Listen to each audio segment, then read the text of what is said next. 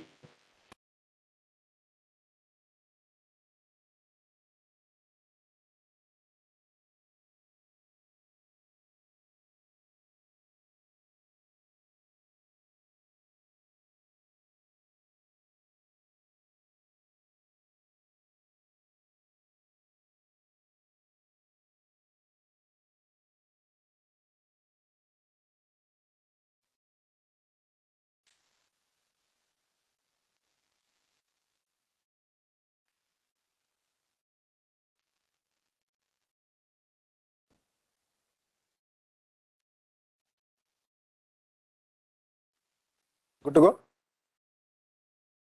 All right, welcome to day 3. You are the brave crowd. So now, most likely you last till day 5. So today, even if you missed yesterday or did not follow something yesterday, it's fine. We're going to start afresh on a new problem. So communication, networking, information theorists know this as a caching problem. Computer scientists know this as a paging problem. So paging started 20 years before caching came. Louder? It's not audible.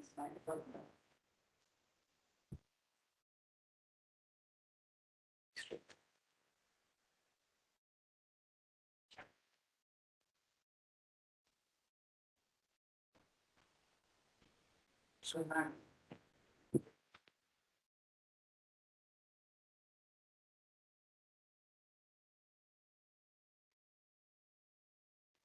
is it any better? Yeah. It's too loud.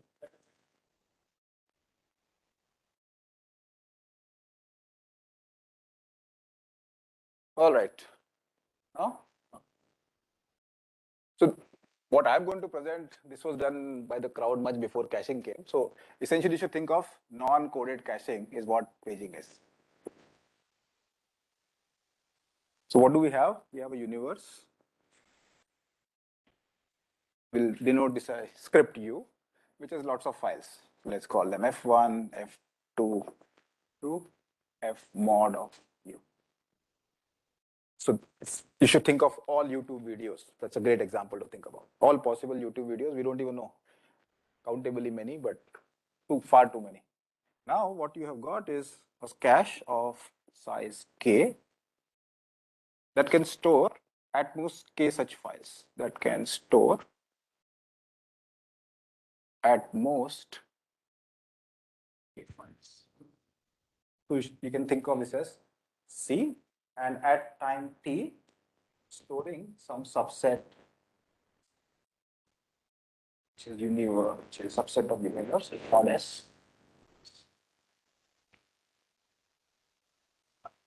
So far so good. You can also think of this as some possible executions in your operating system, while this name cache comes from the fast memory you have in all hardware systems, which can store only certain number of files.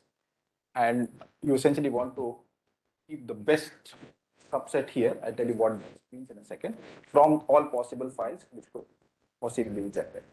Now the input at time of file from the universe.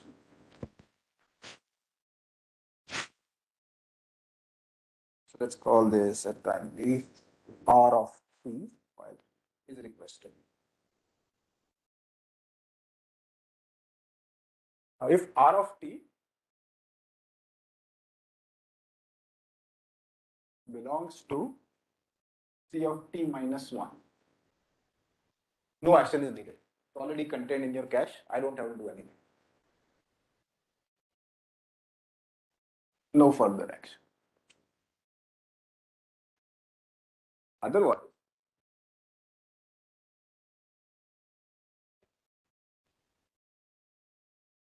R of t into the cache. What that means is that C of t should definitely contain R. But because I have a finite capacity on the cache, this automatically means that I have to eject something out. So eject some file from the configuration C of t minus to go to C of t. So C of t minus 1, I am going to C of t by two operations.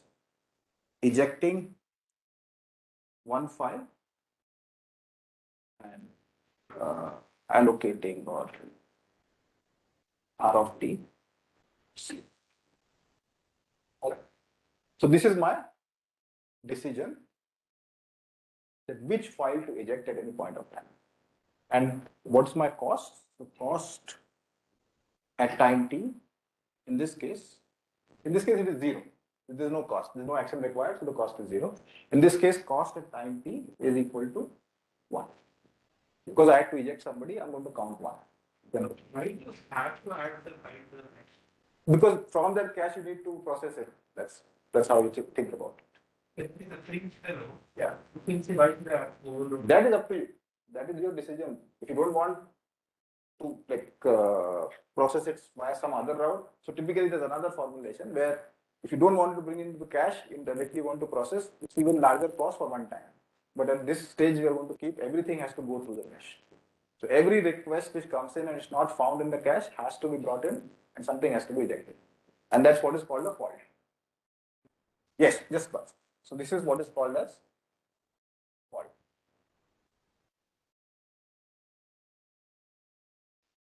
So the file is ejected first, and then the RFP is brought into the cache. Otherwise, you can bring RFP and eject the same guy. No, yeah, that's not allowed. So what's the goal now? Or let's look at it. So what is called fault? That if you didn't find Fault is this otherwise condition. miss. A miss, you can call it a miss. So that's the language difference. So CS theorists will call it a fault, now it's called a miss. So you can, if you know this language, so It's okay, so a cache miss. If the requested file is not found in the cache, it's called a fault. So I'm going to count 1 from it. So for now you can think of this as an online problem. What is happening? That this input is coming in online way. At each time t, you make a decision without knowing what the next file which is going to be requested. And the request sequence could be addressed. So for any a, the computative ratio is going to be the number of faults a commits, the input, multiplied number of faults the b commits. Axel.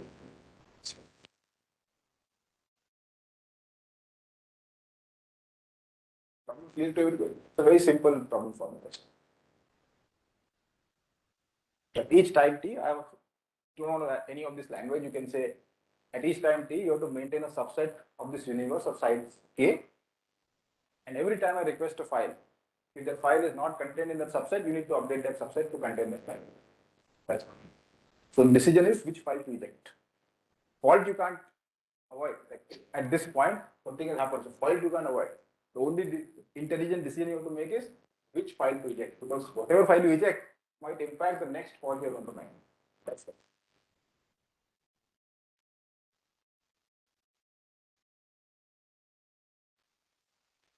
All right, so let's look at an example just to see what's going on. Anyone can guess what the optimal offline algorithm can be? It's not difficult to describe that. Suppose I knew sigma, what should I do?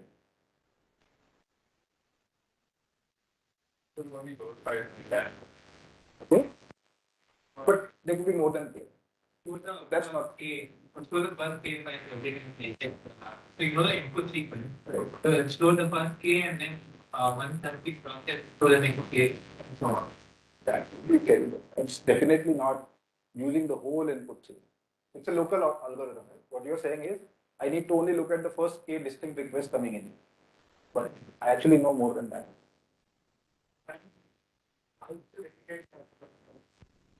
So why are this is one local algorithm? Why are you not looking at the full input? You're allowed to look at the full input. No, I'm not making any, no complexity issues, no memory issues. It's not a streaming algorithm. So don't reject the guy which is the K file that we have currently. Yes.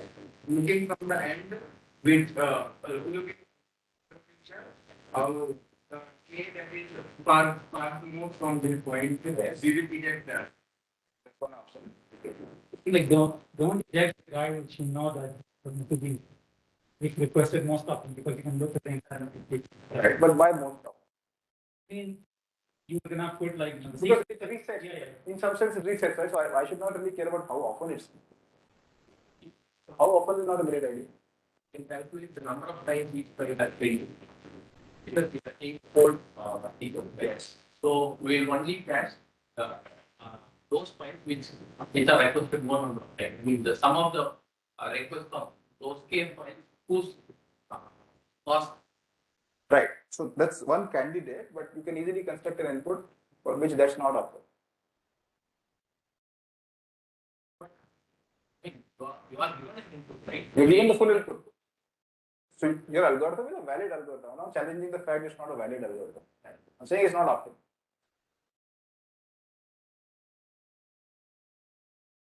Any other thoughts? Once the file gets executed, we can push it out and bring in the. Now, what does it mean? So R of T has come in. As Chandra pointed out, the file ejects first. Yes. So you have to make the decision first before you bring RT in. Which and currently I have this set C of T minus 1. That's the cache content at time T minus 1. One file of this has to go out. Which file? Your decision can depend on the future for the moment. The part file which is already in process in the cache. Why should I care about that file? I should only care about the Space for the future file. The one is requested in the least requested in the field. See again, candidate algorithm. Don't look at the frequency of future requests. That's what I would like to suggest to you when it's an offline setting. Think of something very, very local. If you're given this, what would be the first attempt you would do? I have this cache content CT minus. I know what files are going to be requested in the future. These K, and just compare the next arrival time of these. Isn't that sufficient in some sense? So you can bring what you're going to bring now be requested next, but that means but in the future that after that one more step again you will have to do. I don't have to, that's what I'm saying. Because it's a system is resetting in some sense. So the next time it is going to be requested, you anyway have to bring it inside. So you don't have a cost on rejecting or requesting. Okay, so just See, the system in some sense resets because between any two time instance where the same file is requested, both times the file has to be brought inside the cache. no, I get it. The setting is different because you don't have cost associated with bringing things and changing stuff, right? Right. The only thing you're worried about is that you should not miss things. So don't think about how often, just think about the next arrival times of these files. Why not think about how often? Because what is happening? So think about, let's say cache size is 3. And without loss of generality, this is my C of T minus. And F4 and R of T is F4.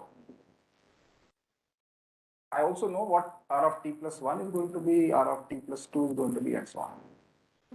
So let's suppose F of 2 is requested next. F of 3 is requested thereafter. Let's suppose this is your input. What should you do at this point? Which should you eject? What's the most obvious thing you should do? Not tell me why. Because all of the frequencies are the same. Are you choosing something? So, in some sense, you should just look at the next arrival times of all these files, and something should tell you about that. That parameter should be sufficient to come up with a reasonable offline algorithm. Optimality is very condition. Sorry, say that again. Did the file among those three files? Yes. From what this covering? Right. So that's what this example also shows us. That's correct. So that algorithm goes by the name of longest distance. Longest. Some people know the same algorithm by the name Melodies algorithm. The same name. So what should you do? Essentially, at time, let's say Ct minus 1, Rt does not belong to Ct minus 1. Find the next arrival time, earliest next arrival time.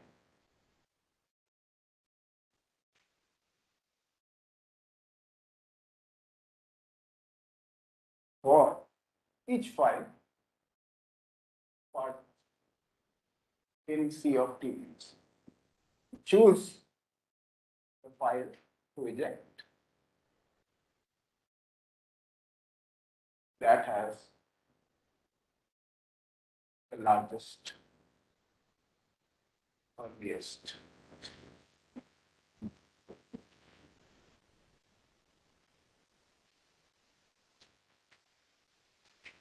This is in fact offline algorithm. And the proof is pretty simple. So your homework, problem number 1 in today's homework.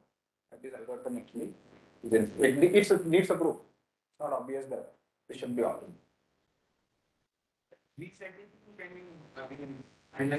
So reset, maybe the word reset is not correct. All I mean is that let's say F1 is requested at time t, and F1 is again requested time t. The state of the system, which is captured by this cache context, they necessarily have to contain F1 and F2. So there is no reason for you to think about how frequently F1 is being asked for. All you really care about is the time difference between the two consecutive arrivals. I don't know how to say this in any other words. That's what you should really think about. Frequency is not that important. All that matters is the next arrival time of the same file. Is it necessary to bring that file into the cache? Yes, that's necessary. That's the problem statement. Okay. We might also perform better. Could be, yes. But then I'll ask you to pay infinite cost. So you'll automatically have to pay. There's another way of thinking about it, that cost to miss or cost to not bring that file inside is infinite. So automatically you have to pay. If it is finite, anything will change. But for the moment, the file has to be brought. So that's why the static configuration might not. Static, what is static? So where you want the even change. Of course, that's not allowed. It necessarily has to. This is a local. It's not local. You have to be looking every complete future. Yeah, but it's not taking all the future files into account. What is it saying? My decision is limited to the files I currently have. So any file which is not currently in my cache, I don't have to care about it because I'm ejecting something. The file that is never requested, it's a great file to eject.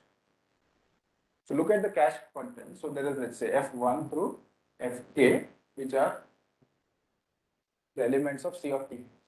Why should I care about Fk plus 1 or beyond that to eject these files? I should only base my decision on when any of these files are requested next. Right? And then it's not local. It's after looking at the full future to figure out which of these files is requested the farthest in future. So this is quite good when the cache is full. Yeah, but what is full? It's always full. Initially, you are loading cache. You can just randomly pick one subset and start. So don't worry about the edge effects of any sort. So for example, I'm saying if the cache, the universe, the finite size cache, or finite size, Yes. can we do slightly? It would wash away anyway. Very quickly it will wash away everything you gain by getting these files one by one inside the cache. That effect will wash away very quickly. Because you can, whenever the cache becomes full, you can start from there.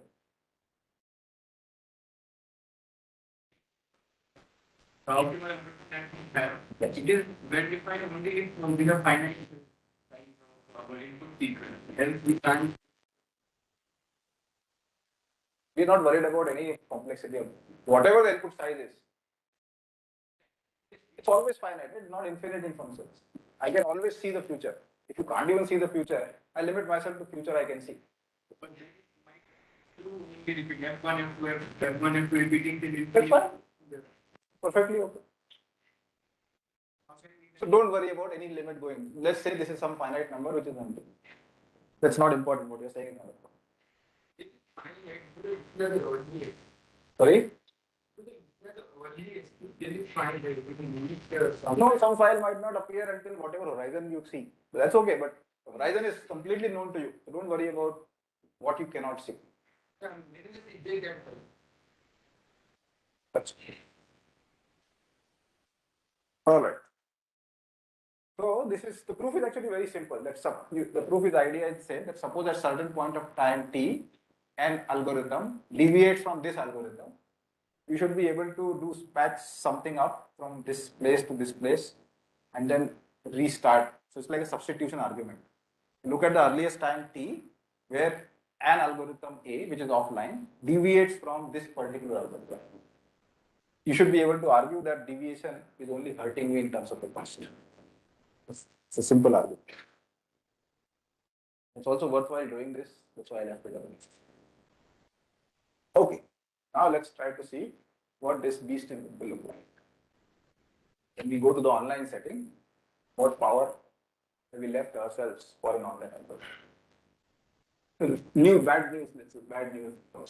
Here.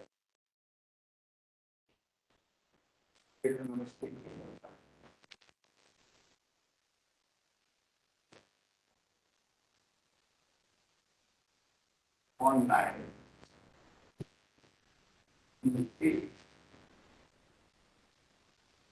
It is the size of the cache. This is very bad.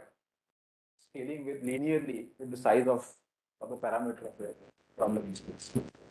So in this literature, if this happens, essentially it's a very bad, very limited problem. Right? As you're increasing the cache size, the adversary is becoming more and more powerful. So it's a very bad thing. Typically, even if this does depend on some parameter, it should at least go down somehow. In this case, actually increasing with the cache size. So any idea why something like this should happen? Very easy to understand. So think of a universe size of just k plus 1. This is another important problem. That this can be shown even if it is just k plus 1. Just one file which is missing from the cache at any point of time. And still I can make the computative ratio go all the way to k. One can understand. Universe size being k plus 1 is the simplest setting. Universe size was k, the cache is always contains the full universe. There is nothing more to be done. The first non-trivial step you take to make universe size k plus 1 and have it break symbols. Yeah, so you always use that input in file that is not input. So that will make sure that you fault every time. That I agree. Why is the competitive ratio k? Because optimal algorithm cannot be. It can see. Agreed. So somehow you have to make sure that if you are making mistake or fault every single time step, the adversary is only making 1 over k times of that. If you know the first case, if I fault on the last. Okay. No, he is not allowed to start with a different configuration than the online algorithm. The starting configuration has to be the same for both an online algorithm and an offline algorithm. So that has to be fair. Thereafter, you can do what you want. So you can't play with the starting configuration. So C of 0 is identical for both an online algorithm and an offline algorithm. Thereafter, an offline algorithm can see the future and change its contents, while online algorithm will make local decisions. Yeah. The optimal offline algorithm will eject the one that is seen first, but So we already know what the optimal offline algorithm is. Use that fact. it will have first one. Yeah. And if the file is found in the cache, Yes. and till algorithm to inject another file. For the moment, no. But can be allowed. But then I'll start charging you for that. But let's not assume that. If it's found, no action is taken. Everything now is good. Sorry. Online algorithm can see the current input. It cannot see anything in the future. So at time t, it gets to see the file requested at time t. That's all. The optimal offline algorithm has cost 1. You want to argue this? No, it's not one, right? Then it will be infinity. then the competitive ratio will be infinity. Like by chaos. So each step you're making a fault for an online algorithm. What you have to argue is optimal offline algorithm is only making faults every 1 by k time. If the length of the input is n, number of faults made by optimal offline algorithm is only n by k. That's what you have to argue. And that is why we've chosen the universe size to be k plus 1. So idea for the online algorithm is clear. Request the file which is not contained with the cache of the online algorithm. We will fault every single time. Now, for the same input, what is the number of faults for the OP? That's all you have to count. So suppose you faulted this one. You get the file which comes Right. Among these k files, whose arrival time is the farthest? Yeah. So you know that at least the other k minus one file that fault before. That's it. So for those So at least k minus 1 slots have to, time slots have to go before the next fault is counted for the OP. That's right. It can be more, but that's because we are looking for a lower bound. We need to argue that at least that many slots will be. So let me now try to prove this. Very good. So for online algorithm,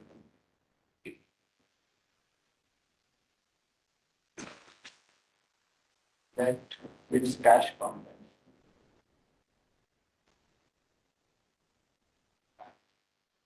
Defines the CA of the image. So the next request R of T is exactly the file which is missing from. That's my input. Make sense? Whatever you're containing, I'll give you the exactly one file which is missing. And I do this every single time. So the number of faults for any online algorithm is exactly equal to the number of time slots. Every time slot I'm counting it. Now for the same input, I just need to count how many faults will OPP. I can't change the input. Otherwise it will be a completely different comparison. For the same input, OPP, knowing will follow as we argued will follow. Longest describe always use an acronym. That is time T towards fire that is requested after all other files. Then it's cache. So this implies that between any two faults,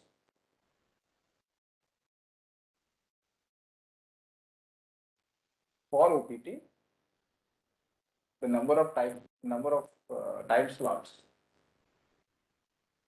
is greater than equal. Okay.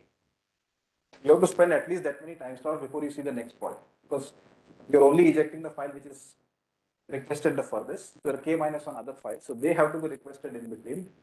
That slot plus the k minus 1 gets equal. So the total number of faults, so if mod sigma is n, the number of faults OPT makes in sigma is at most n. Why here? Means take the ratio, you get your answer. So this is already bad news. Question is, does there even exist an online algorithm which can even achieve K? It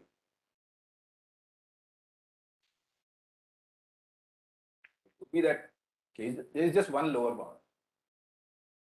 It may not be even achieve K, but it can happen K. Now let's start thinking about an online algorithm. It will make sense. Does it achieve K? That is a different issue, but at least whose competitive ratio is not too large. So can one try to think about an online algorithm? You don't know anything about the future, all you see is the current and current contents and the new requests. That's all you see. Now what should you do?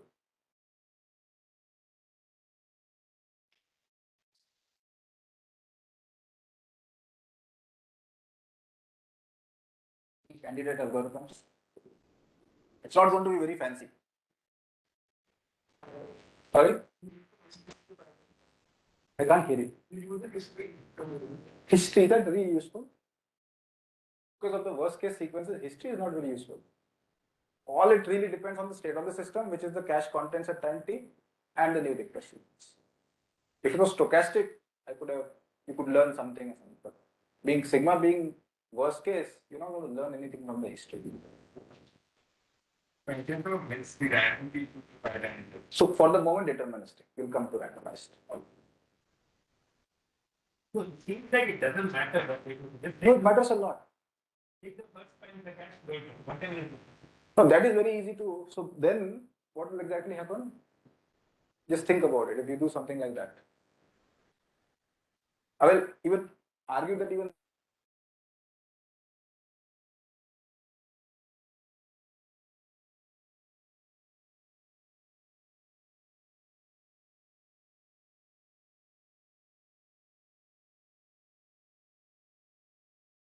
he may not eject that file. Right? So there has to be intelligence in the algorithm. But think of any algorithm which comes to mind other than. Sorry? See why Nilesh's idea is bad. Okay, we'll. Because it seems like you would still the worst case that you have fault every time, no? Which is anyways in your lower bound of. Think about OPT. OPT did not fault even this many times. That's the point. So, but you're saying that anyways you cannot do better than this, right? But say K is the bar. But your algorithm could achieve 10,000 times K. Here we are arguing that no algorithm can do better than K.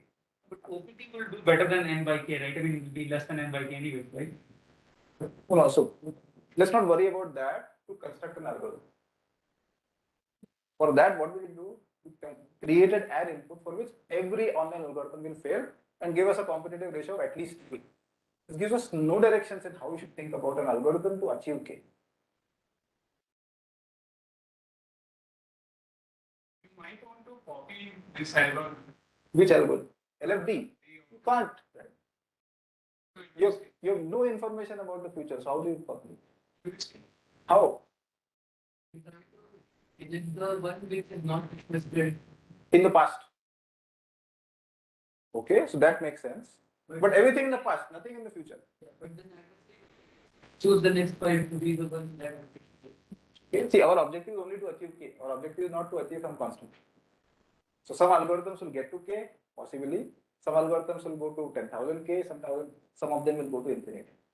All now you understand is what is the difference between different algorithms. What you are saying is, look at the file which is least recently used or least frequently used. Which is sitting idle in my cache for number.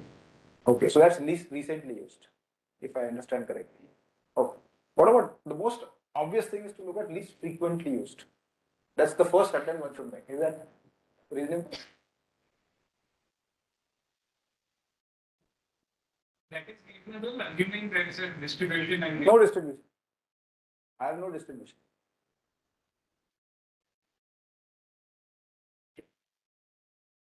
So any algorithm is a valid algorithm which only depends on the past. I'm not arguing. I'm saying these are possible alternatives. Least frequently used an alternative, first in, first out an alternative, eject the first file is an alternative. All of them are fine. Some of them will be better than the others. But I just want you to appreciate the fact that not all algorithms are equal.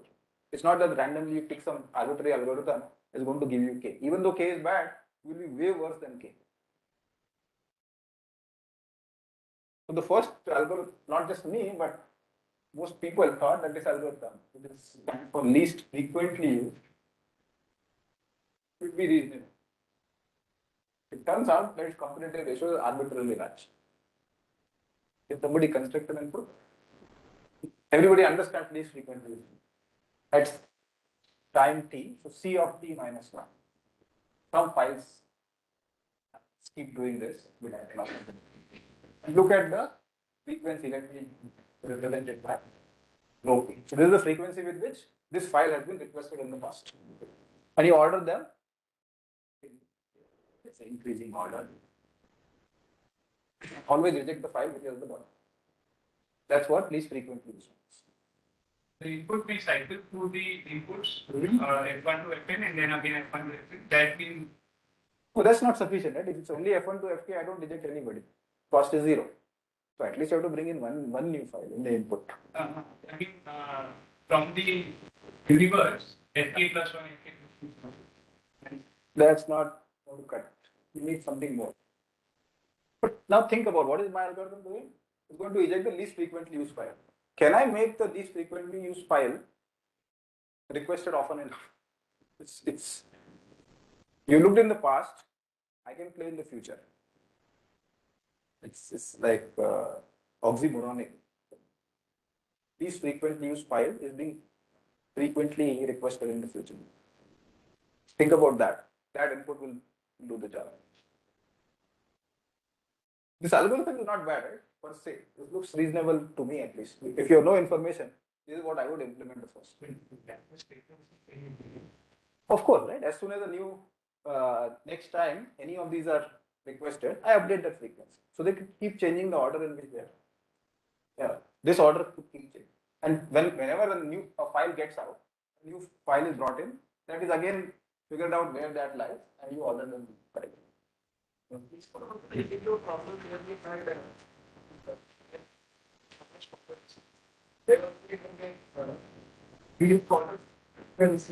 then we saw there's the multiples for people and then so multiples will be. So give me a request sequence for which the competitive ratio is, I will be happy. Take the file and give me the gap. No, algorithm is frozen now. Now you just need to give me an input. We look at the next algorithm after. We go F1 to Fk, Fk plus 1, back to F1. So this is the input. Okay. K plus 1. Then F1, F2 of the K plus 1. Okay, what will happen? Why should this give you infinite? By the time you hit Fk, See, everybody has 1 over K as the see, frequency. there is a problem going all the way to Fk plus 1. Because how often do I fall? Compared to OPT. OPT, because this K plus 1 distinct files are requested, OPT also falls every K plus 1 time. No, but when F1 request comes in, Yeah. You don't have F1 in your cache anymore.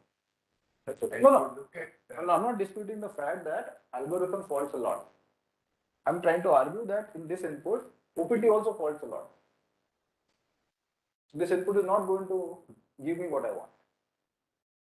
It's not a invalid input. It just doesn't give me what I want. I want to create an input for which the competitive ratio goes unbounded. Because you're requesting K plus 1 distinct files, OPT also has to make at least one fault in this period somewhere. Because it also has the capacity of K. For F1 K times will actually get Right? Okay. So let's do that. F1, F1, F1. So K times. So this notation is that this is requested K times. How far? Fk K times. Okay. Now what should we do? so like the order algorithm, the first K times it will have F2 to Fk it will have the same Okay. Least frequently used, yes. randomly. Why randomly? Algorithm is. Oh, you're saying because the frequency is the same, you pick anyone arbitrarily. Okay, you pick arbitrarily. Give me the next input. This is not sufficient, right?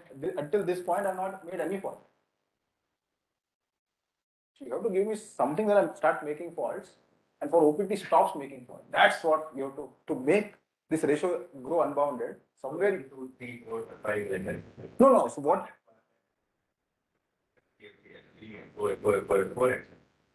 That could also work, but something simpler will possibly. But I'm just saying, what am I demanding? I'm demanding that after a certain point of time, OPT stops making faults while you repeatedly make faults. That's the only way you can make competitive ratio go to infinity. So that's the input you have to construct for LLM. So something of this sort will be required. You have to somehow increase the frequency of certain file, but keep one file slightly less frequently used, and that is the file which is requested often enough. If the files k minus number, Sorry, you want this? No? like if there were n times it would be 2 5. k minus 25. If it was like if it was one time repeated, two times repeated, then we will put k minus 2. If it was three, Can you give me an example? I don't think I follow. So just give me an example. so if we are having f1, then it was if it was repeated two times, then No, this is now F concrete, right? F1 and F1. Now what should I do next? so next will be if f2 was three times, we will put it k minus three times. This is the input is starting. So nothing has happened before. Just give me full input from beginning. So f2.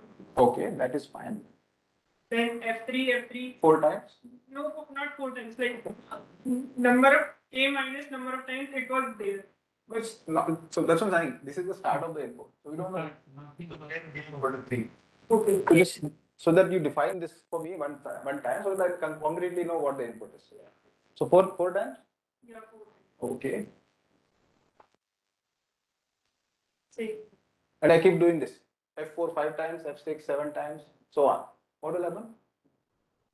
Why should something go wrong? number of times each file is repeating is increasing. So That is agreed. But you will eventually argue that the competitive ratio goes to infinity. How do you argue about that?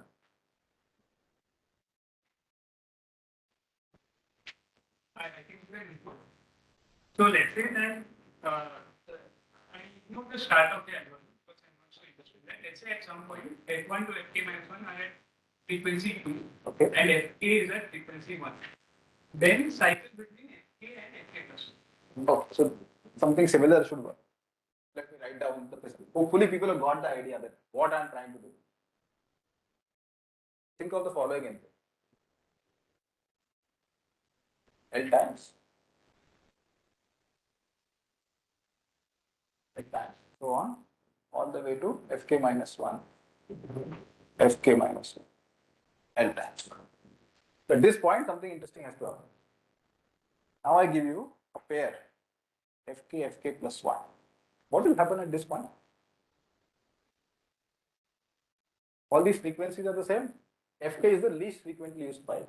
So no fault has been counted until this time. This is the first time counting the first fault. Whenever fk plus 1 came, fk was the least frequently formed. Now I keep repeating this pair. How many times I can do this? L times you can do this. And you can argue that OPT creates only one fault on this whole sequence. Because at this point, what it will do? It will just throw away any of these files which are never requested in the future. So any of these files could be thrown away by the OPT, and from this point onwards it will not fall. Because both fk and fk plus 1 are part of the cache. While for your algorithm, L times, you definitely made a fault, because unless you hit the frequency L, this file fk as well as fk plus 1 remain the least frequently used file. Right? Is everybody clear that until I've repeated this sequence L times, all other files from f1 through fk minus 1 are not the LFU. These are the ones toggling between LFU. So these are the ones ejecting repeatedly. So the number of faults committed by LFU is at least 12 minus 1. While OPT gets away by just 1. Now you can choose L arbitrarily large and make the competitive ratio go to. So it's not that. So your algorithm will fall into this trap somewhere. I have not worked it out, so but you need some intelligence to even get to K. K is bad already, but this is way worse than K. And I'm not making any claims about whether the input is stochastic. LFU could be great. All we are arguing is in the worst case, LFU is bad. Can we do better by having IIT as a About who? I don't know. There are lots of different things. I don't even want to say anything in this at this point. A lot of things are known for the stochastic reasoning. I don't want to say that. But for the moment, the setting we are in, this is what LFU will do. So what is an alternate algorithm to LFU? You've seen lots of push and pop, all sorts of algorithms will say. Get the file that came into the character. Look the file, okay. So what would that be called? Please recently used. That's what it will be. First in, first out. Okay, first in, first out is an option. Last in, first out, anyone? Anyone wants to? And then I'll talk about this weird object. I never understood how people even think about this. It's called least recently used. So any takers for LIFO even thinks that that's good enough.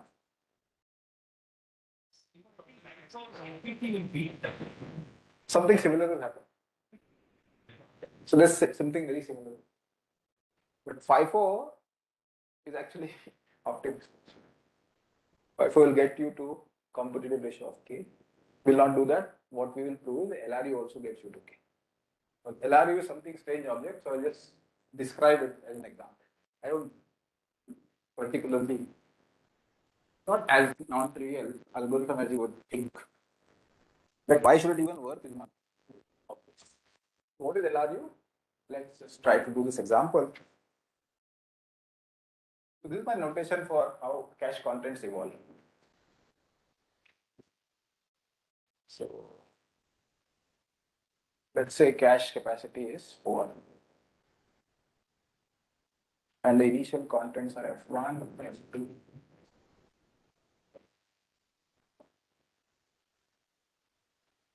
Let's call this LR. Now input is going to come. The first element here is the first input. So F5. This table is useful in the following sense.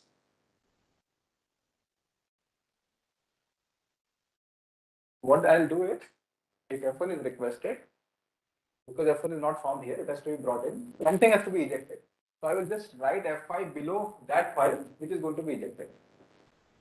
Okay? That is the easiest way to graphically do this. So I'm going to write F5 below F1, F2, F3, F4. Exactly, let's say below F3, if F3 is the file which is ejected, to allow F5 to come.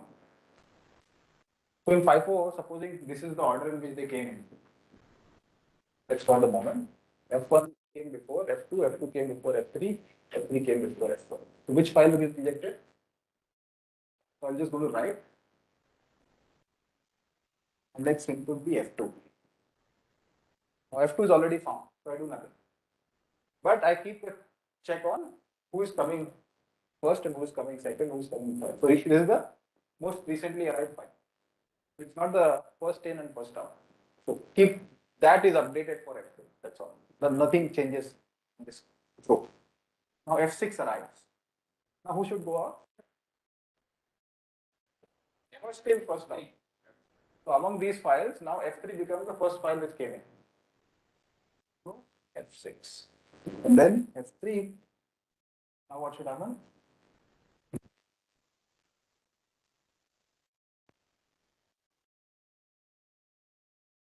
So this is actually wrong.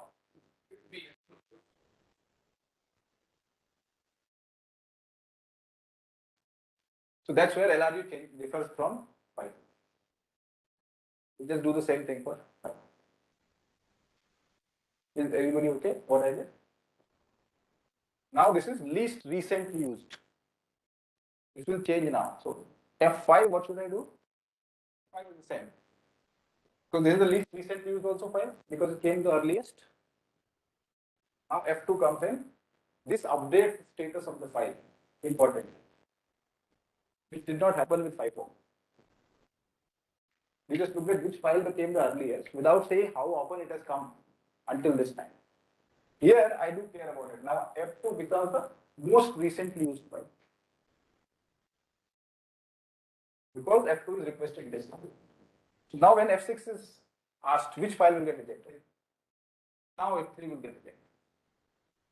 This is the difference between F5 and LR. And then when F3 is asked,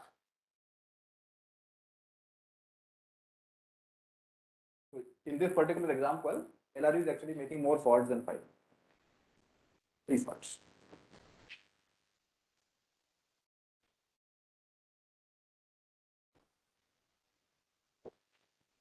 with proof for LRU, then it achieves the competitive ratio of K.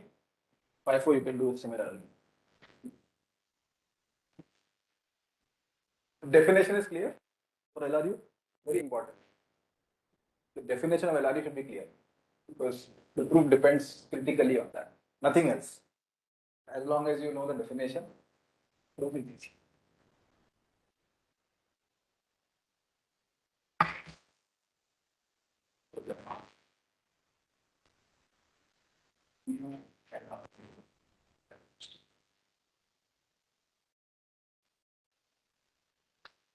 Any suggestions how to prove this? Say actually prove. Yes. So it was doing the feature, our LRU is doing just in the history. Yeah. Why should he like compare it with the It's best online algorithm because it achieves a competitive ratio of K. even looking at the past? Because that's all you have. You have nothing more information. So you can do something, and because of that, the state of the system evolves in a particular way. State of the system is nothing but the cache contents.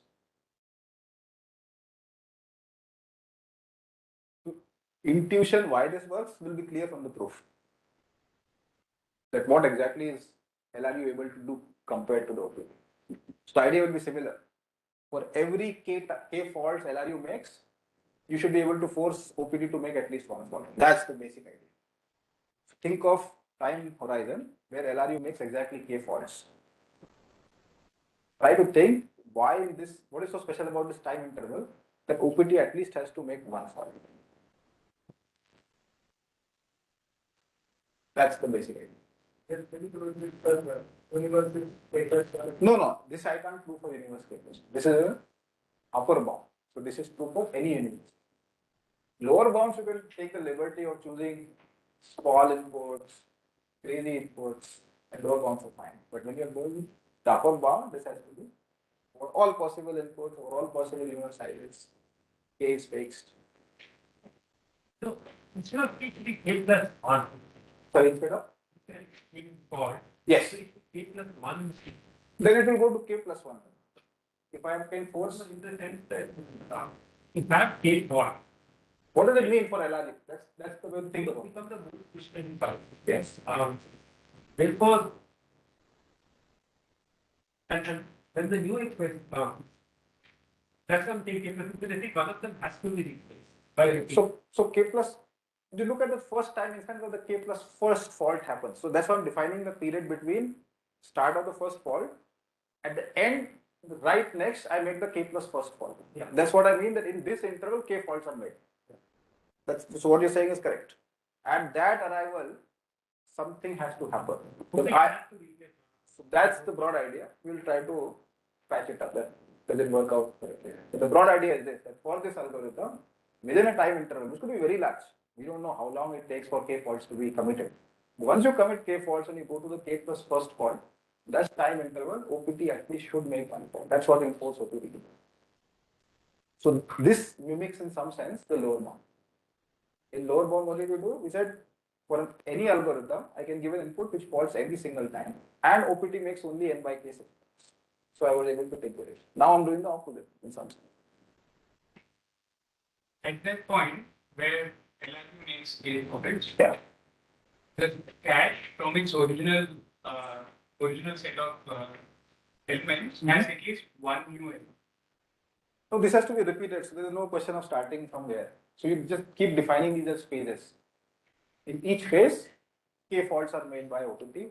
As soon as that K plus first is made, I start the new phase. And in each phase, I want one fault to be made by the OPT. That's what I want. So that then I can do this amortized over all time. For every K fault you make, I at least make one. What I'm saying is there is at least one new element from the universe. Right. So K plus, essentially K plus 1 distinct files are requested. Okay. So let's say the input is sigma, or as usual, sigma I equals 1. I'm going to define a phase for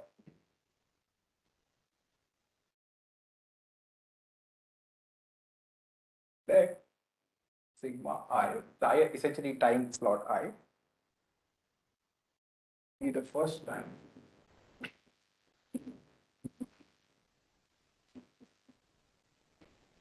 LRU makes a point.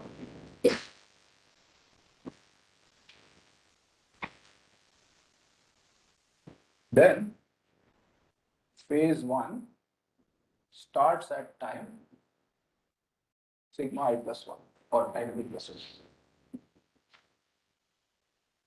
and ends at or sigma j, where j is equal to value time LRU makes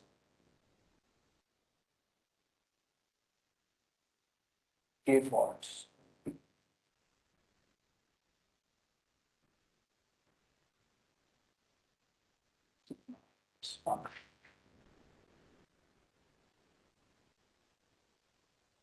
Is the definition clear to everybody? I'm just counting the first time you make a fault. That's my starting point. Next time slot is where the first phase starts. Sigma I plus 1. And when does it end? Once I've made k faults.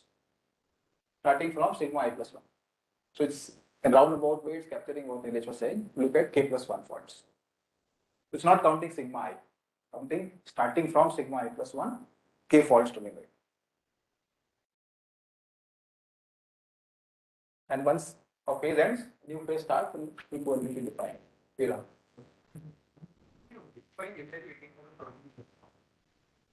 Examples should tell you everything.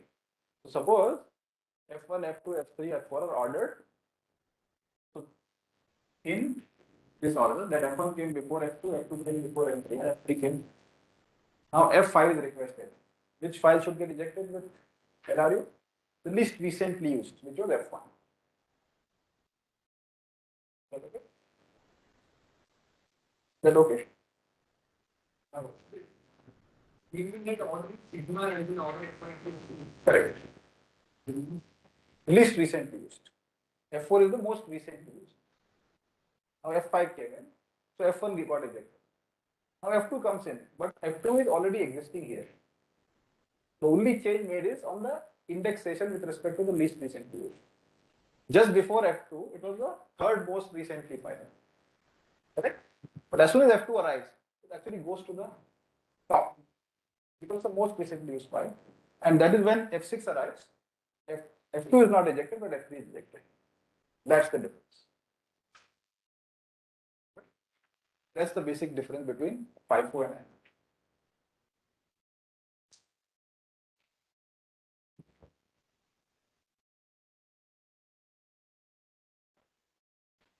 So, when there are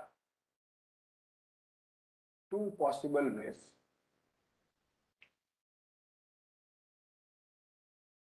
in which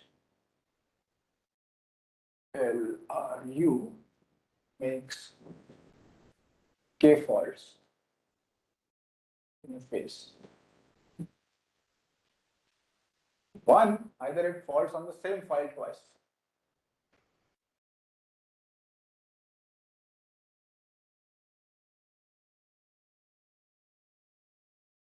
Or on k distinct files. There are only two possible. And one can happen. It appears that one cannot happen, but one can happen. But within a phase, it might happen that twice the same file is requested and both times it's not found. That should clear any doubts if you have about LRU. This can clearly happen. If anybody can construct an example, I'll be very happy. This is worth mentioning that case one can happen. It's not an empty set. It can go all the way to actually k plus 1 by 2. K is the cache size. It can happen in the same file. And if it is k plus 1 by 2 times, it LRU falls on all of them. Because the other files, they're always part of the cache. They don't change. So let me give you an example. So suppose in this example itself, F2, F3, F4 and F5. You cross this up. Look only at LR. What will happen? F2, F3, F4 came, right? No faults are committed because all of them are false. What will happen at F5?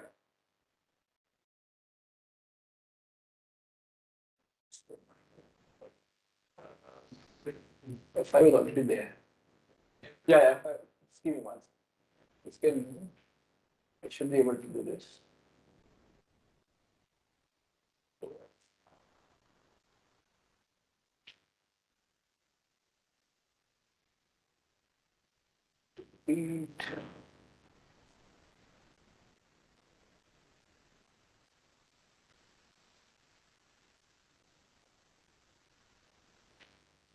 So the point is to essentially give enough number of files which are present in the cache. Only their status keeps changing between most recently and least recently. F4, F1 and F5, right? Then F4, F1 and F5. F1 and F5. Yes. So again, you will fault on F5 because these three files. Is that correct? Yeah, those Yes, three files are more recently used, so you reject F5. You just needed to insert one F5. So case one can you can do this all the way. So it depends on K. So here you're able to do 2. As K increases, it can go all the way to this, at least the floor of K plus 1 by 2. So you have to care about case. It doesn't look obvious that that should happen, but here like that. But the proof doesn't really. So let's do case 1 first. So you can fault on the same file more than once, right? Yes. You mentioned it can go up to K plus 1. Yeah, so I'm only looking at either it does it on distinct files or there is some file which is repeated. That's all. How many times I don't care. This is an easy case. When K distinct things happen, OPD definitely has to do at least one. So it's only here I have to say something interesting. And the point is, in between two accesses to the same file on which you're faulting, again you should be able to argue that K minus 1 at least other files have been requested in between for this file to become the least recently used file to be ejected. So somewhere, let's say a file P on its arrival faulted, and the next time again it appears it faults. So somewhere in the middle, somehow at this point P is the most recently used. From this time to this time it has to become least recently used. So a lot of accesses have to be for other files, and that is what we count.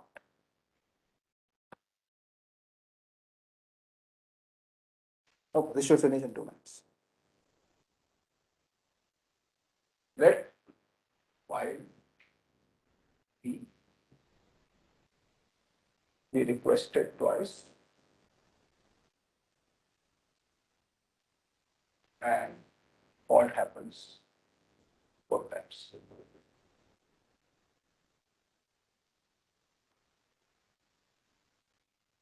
So essentially P here, P here. K distinct files have to be requested.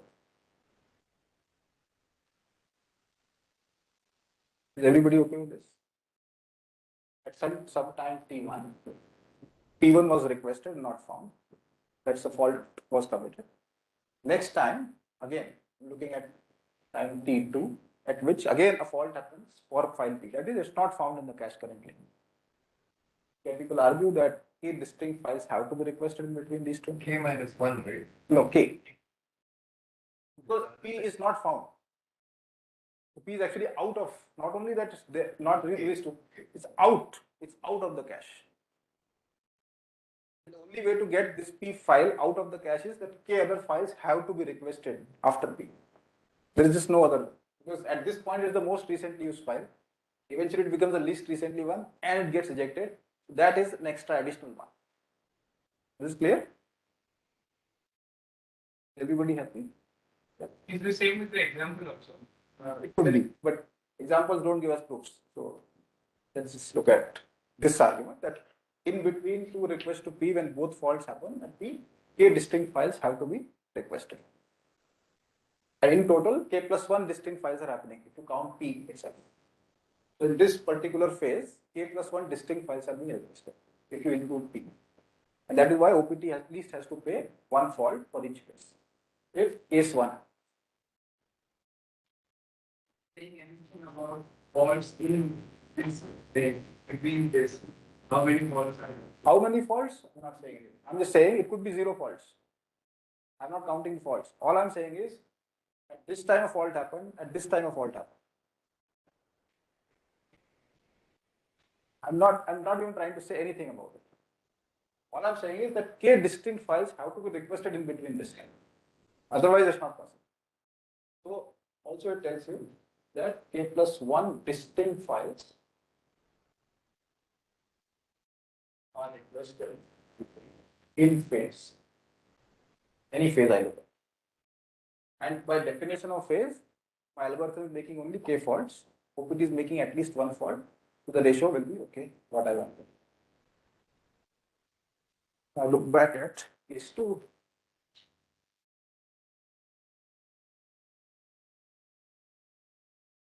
And we respond. K faults. K distinct inputs. So suppose phase I minus 1 is ending here. Just one question. One second. Yes. So here it's not clear that if you request k distinct files, you'll have k faults. It could be just the first fault. I'm not saying that k faults are happening. No, so but I'm not counting. but the phase is not over, right? I don't care. In a phase, k plus 1 distinct files have been requested. How many faults you committed, I don't care. Okay. Phase could go on for a long time. That's all you care about. I care about k plus 1 distinct files being requested for which OPT at least has to pay one fault. At least. At least one. That's all. Mine is in a phase, at most I am committing k. They need not happen there. They could happen in future. The phase may not have ended. I am able to count at least one for the OPT. That's all my objective was. Because my objective is so lenient, I am only trying to prove competitive ratio of k. Is this point clear? That I am not counting the number of faults between two distinct requests to P at which faults happen both times. All I am saying is, this tells us that k plus 1 distinct files are requested. See, you saw here, F2, F3, F4, there are no faults committed. The faults are 0 here. The next fault actually happens when F5 is written. No faults happen. It's just that the configuration makes most recently used files to least recently used files and keep changing. Yes? Point difference where F1, but not between F2, F3 and F4. While they are getting counted over there. Those are the distinct files which are getting counted over there. But that is also phase at least k, right? I mean, it is possible that we have more requests in between. All I need to show was at least k plus 1 distinct files are requested in a particular phase when case 1 happens. That's all I needed to show.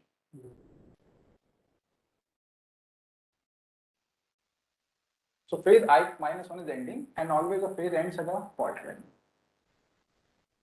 By the definition of the phase, as soon as k faults are committed, the phase ends. So looking at the phase I beginning, I can look at phase I minus 1 ending, that ends with a fault.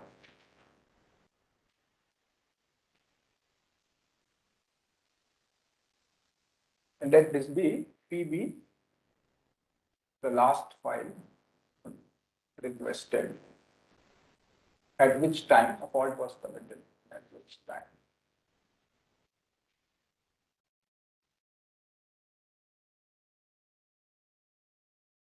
In phase I. So this phase I minus 1 is ending when P is requested and a fault happens. Some P's are this line.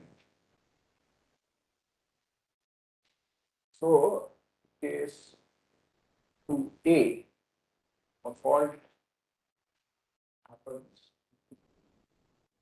on P again in phase I. This is possible, right? If it doesn't, then I'll look at case 2B. Suppose a fault was committed at the end of phase I minus 1, and a fault is again happening at P when k distinct files are faulting inside this phase. What can we say between this time and this time again? is essentially equal to this. Is essentially equal to this. That the last file which falls here happens to be the same file at which some fault happens inside the next phase. So you can essentially argue the same that this is K distinct plus 1, K plus 1 distinct, and OPT has to do something for this time. Case 2B, it does not fall on P, and other than P, K distinct file, which is again easy.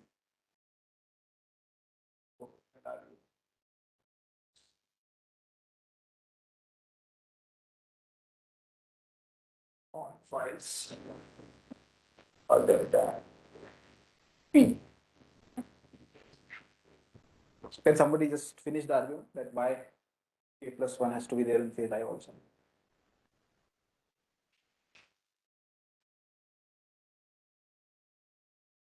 See, P is the last file requested in phase I minus 1.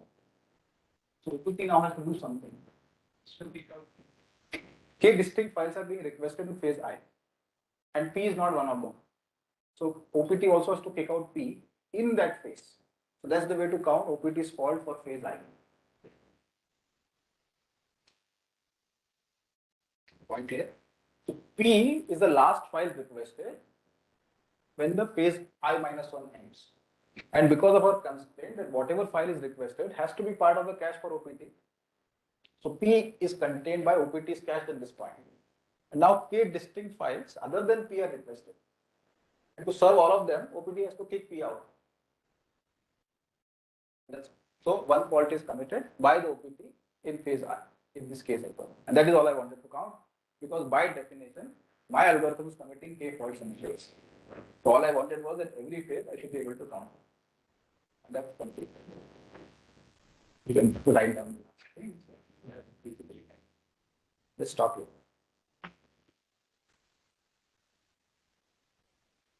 In case 2A, are we now not counting one extra? So are there no counting? So here we are within phase, then there we are counting one extra. No. So to eject P, I'm not even saying K plus 10. Somewhere P has to eject by the OPT within this phase. That's the point. I'm not saying K plus 1 distinct files are requested. Somewhere P has to be ejected out. That is 2B, 2A. 2A is the same thing, because I will count this file P as the K plus first file. But K distinct. if you are within a phase, That's then- okay. It doesn't matter, because from this start till this time I said there are K distinct files, and this P happens to be in phase I. So I'll just count this one. It doesn't matter which one I count. So either way you can count. So the second session we'll look at the randomized algorithm. This essentially completes the picture for deterministic algorithm. This ratio of K is like, Yeah, we proved the lower bound. yes. Then here will be counted one for OPT. In this phase, we are very lenient, we are not looking. I didn't have to, right? I can't do anything better. I already know. By the lower bound, I cannot do better than K. And this is telling me that this is K, so there is no gap. I agree. It looks like there is a gap, but that's the power of the bounds.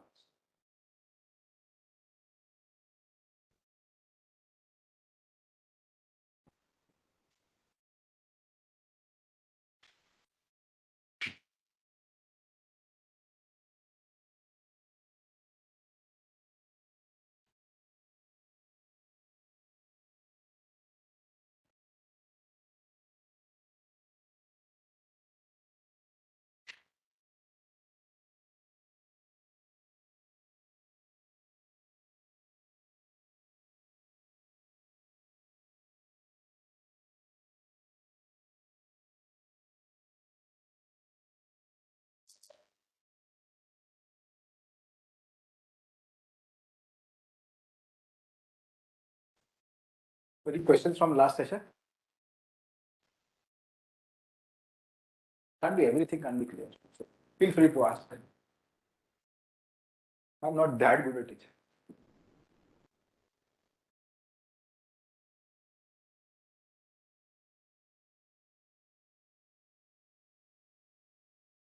Pause for a few more moments. You want to gather your thoughts. I'll just summarize what we did. To begin with, we proved a very simple lower bound on the competitive ratio for any online deterministic online algorithm, and that turned out to be very bad, but that's how it is. You can't wish away reality. And that turned out to be the size of the cache, which was bad from a design point of view. As you increase the size, you would expect your algorithms to become powerful. Here it's becoming more and more weak as k increases. It's bad. And then we came up with an algorithm which actually can achieve that, but it's kind of meaningless in the worst case. What FIFO optimality group also proceeds by saying that if FIFO makes k faults, then OPT must make it. We not say yes or no. I don't know. It's very similar, but may not be identical. But FIFO also achieves the same competitive ratio as the lambda. There are lots of other things known now. If you make stochastic assumptions, hell lot of things are not going to say anything. I have one problem though. I think that Yes. in these problems you cannot be sort of dominant, right? Because you use different sequences for different things. Right? Always say that one system dominates. Yeah, so here there is no such doubt. It's very difficult, right? Because the same sequence might be good for one, but it will not for the other. Choice of input for which you can show lower bounds. That's an art form, it's not engineering. You have to stare at the problem hard enough to come up with the right input sequence, which will actually give you the right lower. So what the adversarial inputs that we thought about, assume that we can, the adversary can see the cache. Adversary in this example can see the algorithm also, not only the cache content, it also knows the deterministic online algorithm, it can simulate itself and figure out what to do. Whereas if they're not allowed to simulate, That's what we'll do to that's why we go to the randomizer. They're not allowed to simulate the algorithm's realization. They're only allowed to simulate the distribution. So the obvious remedy will be go to the randomizer. The competitive ratio will be remarkably smaller. That's the advantage of going there.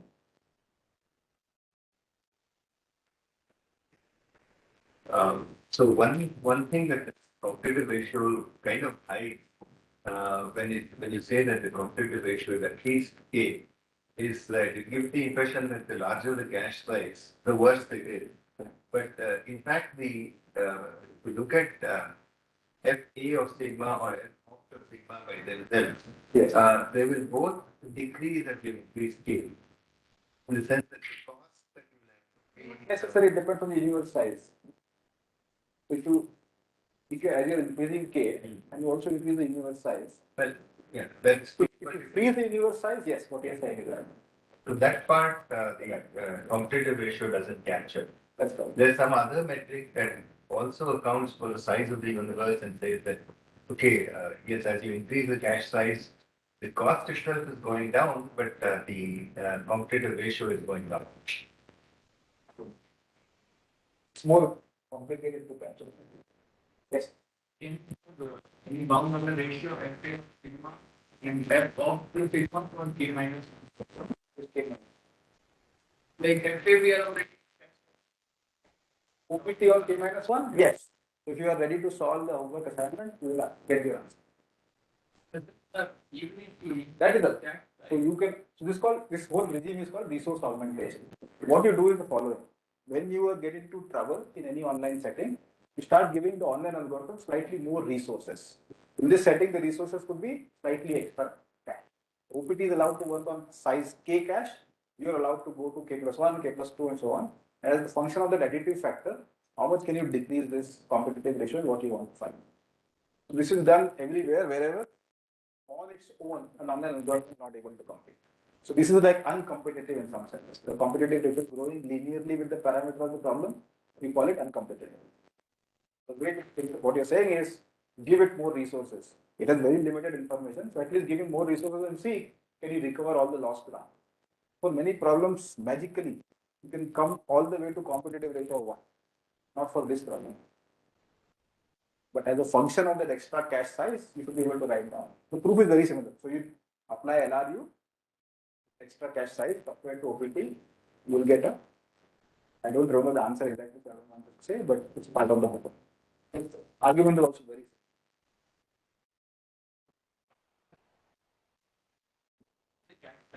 gives power to both OPT and non-OPT. Right? Even if the power is reduced, it is only the ratio that we are going to see. Right? So power of the adversary is essentially increasing.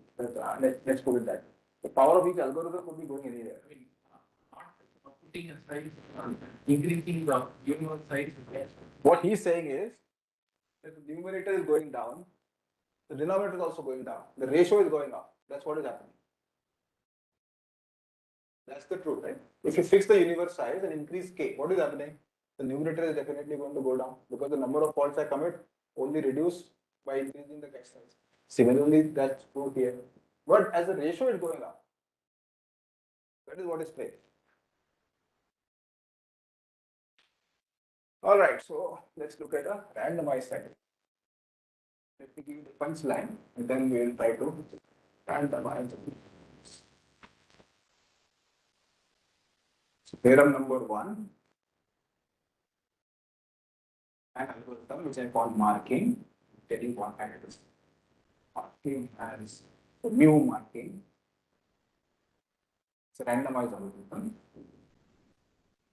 Then equal to 2 times. Alright? Make sense? The competitive ratio of this randomized algorithm is at most 2 times log. Theorem number 2,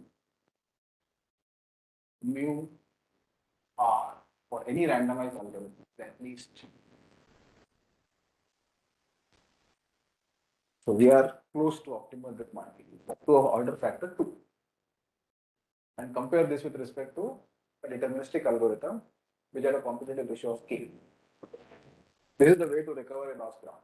Deterministic is too bad, we have to randomize.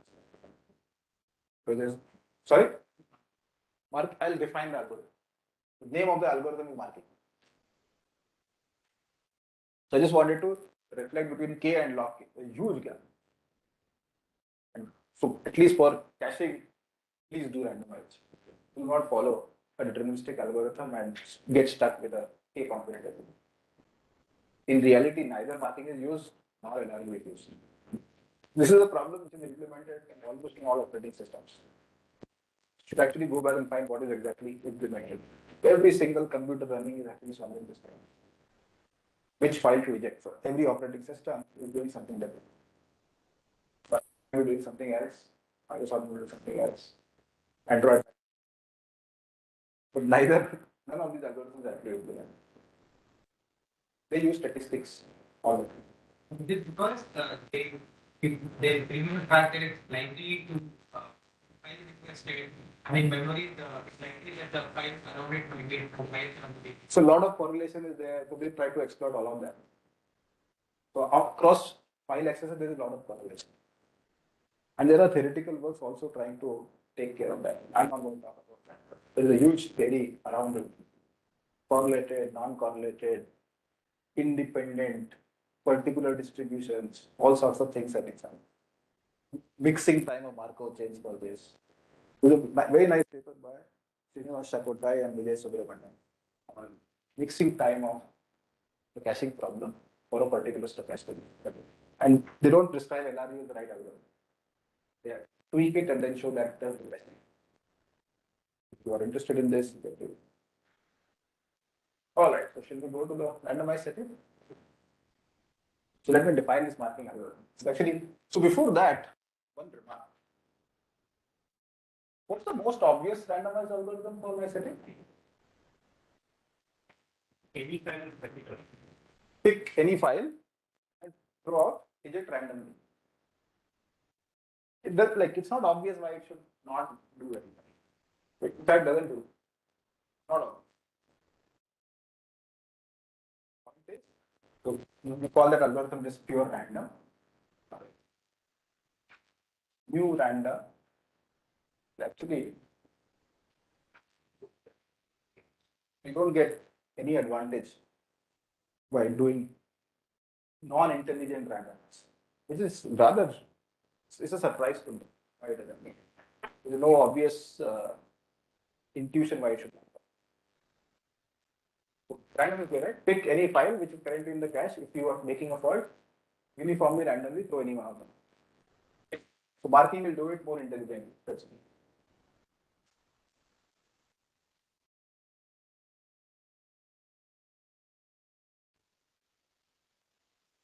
So marking.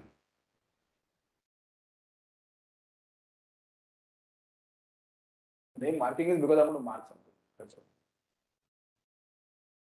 So to begin with, so you have some cache content C of 0, right? Mark all files. Mark is just a 0, 1 mark. Mark means 1, unmark means 0. Mark all files. 0. Now, file P is requested.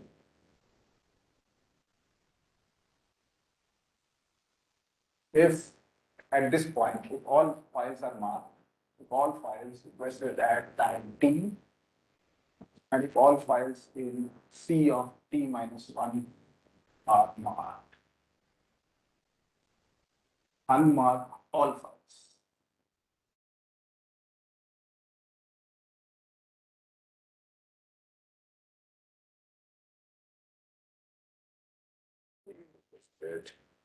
T is not found.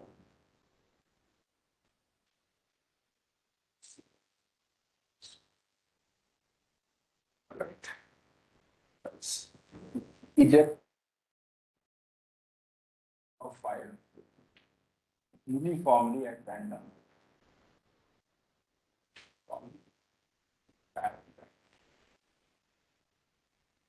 Among the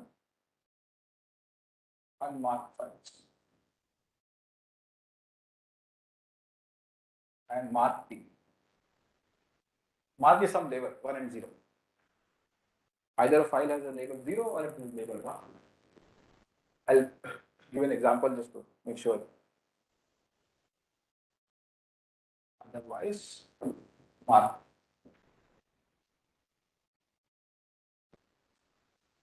So let's look at an example. Let's say F1, T, C of T. And mark is 1, 0. 1 means mark, 0 means unmarked. And a new file arrives. They have file request. What am I going to do? I'm only going to look at the unmarked files among them. So the only two files are F2 and F3. And eject any one of them uniformly random. So for example, F2 goes out. So I just replace F5 and mark. That's the important part. Random will not do this. Random will just simply pick and throw. Every next time also F5 might go out. Here, F5 will not go out until what will not happen? All of them have been marked. That's the extra correlation it is bringing compared to random. So it waits for a while before cache becomes completely marked, before any file gets checked out. And if F2 arrived here at this point, rather than so cut this case, F2 is unmarked. F2 is requested. If F2 is already there, I just mark it. So I just change the label of. That's all I do. I do nothing else. So once a file is requested, it is marked always. If it's found in the cache, I do nothing else. If it's not found in the cache, then I uniformly randomly pick any one file which is unmarked at that time. It's trying to simulate LRU, but inserting. No, exactly. So among the non recently used files, which are labeled zeros, it's throwing one uniformly randomly. So that is where the extra advantage you get over the adversary. LRU tried to do something similar, but firstly was able to simulate it. That it knew exactly which file will go out. Here it doesn't know exactly which file is going to go out. And that extra advantage gives you tremendous improvement from K to one.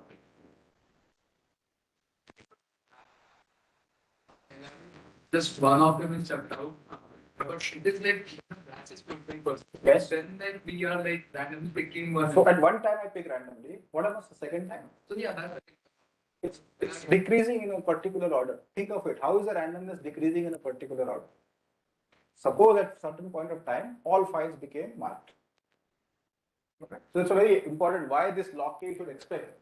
Let's try to understand why log k should be expected. So suppose at certain time, say t minus this looking 1 and 5. Right? Now F5 is requested. What will happen at this time? Any one file will get checked out uniformly randomly.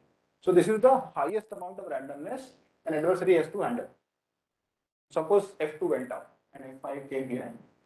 And so first I make all of them unmarked. That's the first thing I do because all of them are marked. Now the index, this will become 1, this will remain 0, this will remain 0. That's the state of the system after one access. Now what will happen if F6 is asked? Only among F1, F3 and F4, I'm going to eject one file. F5 I'm not going to touch. So now how much is the randomness adversary has to grapple with? It's only over 1 over k minus 1. First time it was 1 over k. Any one file among the k files is going out. Now only one file among k minus 1 is going out. Next time 1 among k minus 2. This goes all the way to 1. So this should already tell you why log k should be expected. It's decreasing in some harmonic series, the probability with which one file is going to be ejected. It's like coupon collector. It's not coupon collection. Why is it coupon?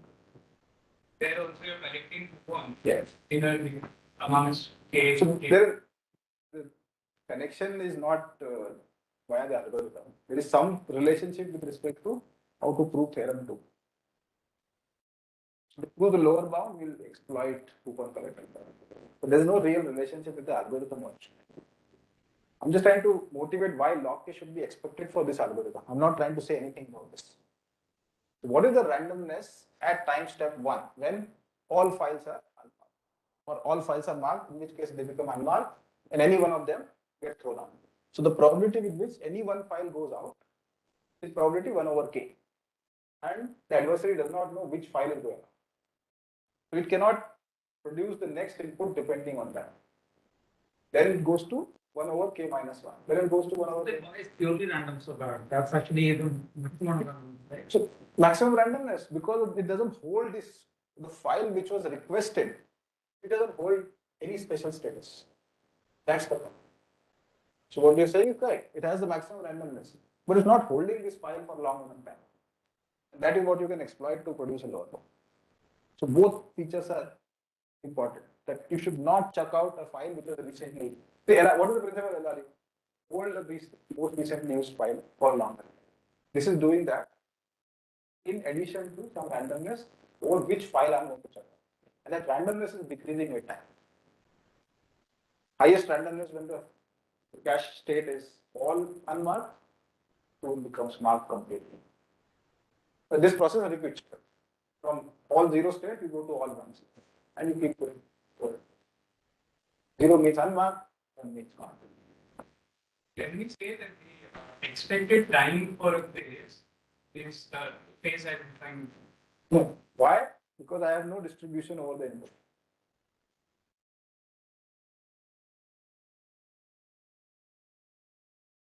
All are marked. So from there we are going. So for all marked, and a new file gets requested, which is not part of them. So the first step I do is unmark all of them. So we are reducing that. We are reducing the random. No, at this point, there is no reduction. Any one of them is going to be ejected with equal probability. The second step. Now, second step, F5 is not going to be touched. The rest of the 3 are candidates for getting ejected out. So perhaps why not we are not unmarking all? I don't need to. Because F5 I want to hold. I don't want to check F5 out very easily. Because F5 was the most recently accessed file. That's the whole point. So until all of them get a status 1, F5 is out of ejection containment. F5 will never be ejected until every other file becomes marked.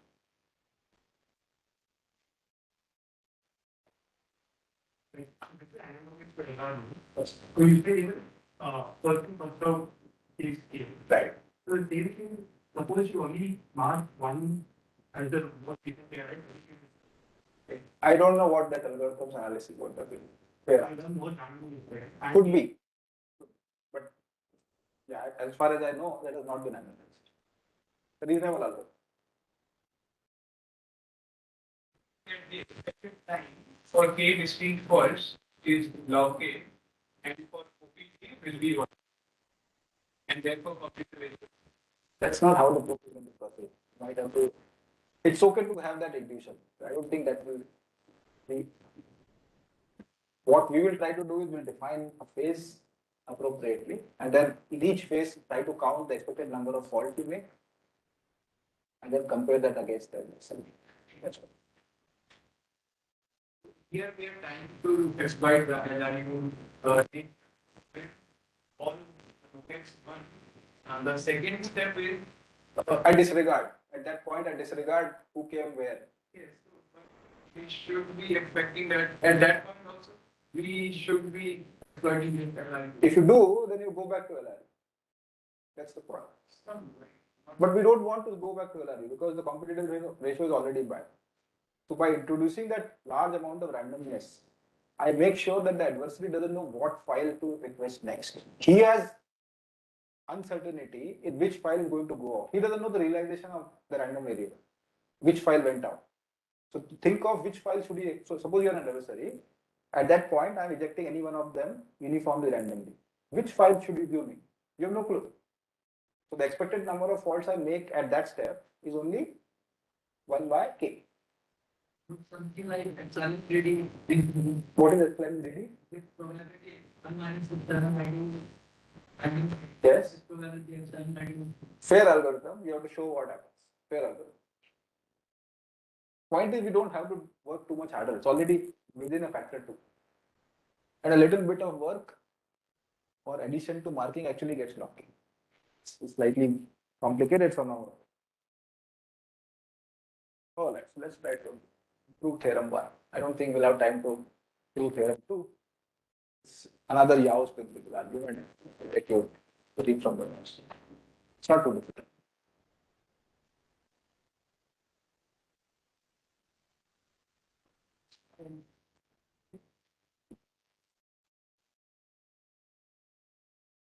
Everybody understands the algorithm, right? What marking is.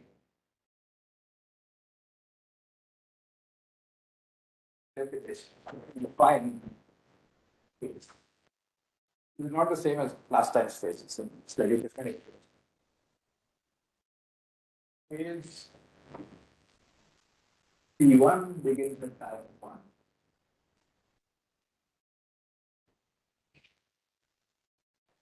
P0 sense 1. Where marking makes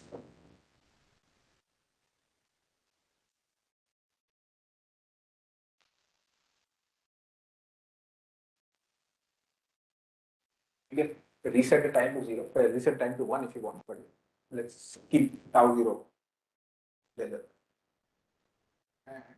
And stand 5 tau 1. If k plus first distinct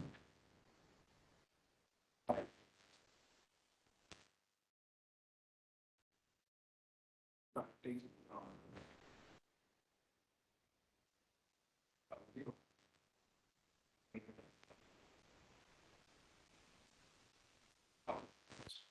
I'm not counting the faults.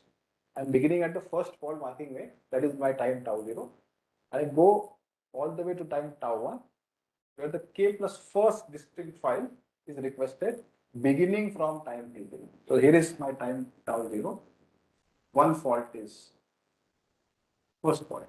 First fault is me. Then I go count tau 1, where k plus first. And this is the point at which k plus first distinct file is requested at time tau. Beginning from tau. That's my end of first phase. And I just repeat this. This is not counting number of faults. Faults could be something I'm not counting right. I'm just counting with respect to the input. Steps 2 and 3 have to be Jagat? Fuck. not inside the. Oh, you understood that. The definition of phase clear? Sorry? At time tau 1.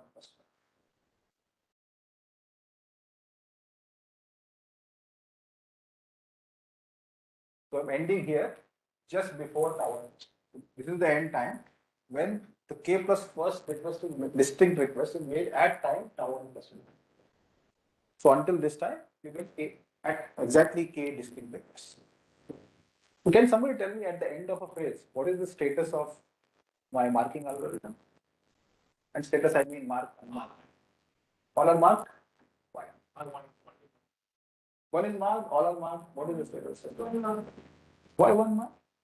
Okay, distinct files have arrived in a phase. So what should be the status at the end of the phase? All are marked. So they are a distinct file. So erase the example. The first distinct file arrives, it definitely goes inside the cache, and that never gets out until everybody else has been ejected out. So if I'm only asking for k distinct files here, at the end of this, all files are marked. And the new, essentially it's a reset. At this point of time, a new file is requested, at which time I unmark all of them and eject any one of them uniformly randomly. So this phase essentially is a not in, I don't know, independent quantity. It's an autonomous quantity in some sort. It begins at status all 0 or unmarked and ends at all marked. So this is one partitioning of this time for this particular one. This is clear that what happens at time t at time tau 1 all files with marking.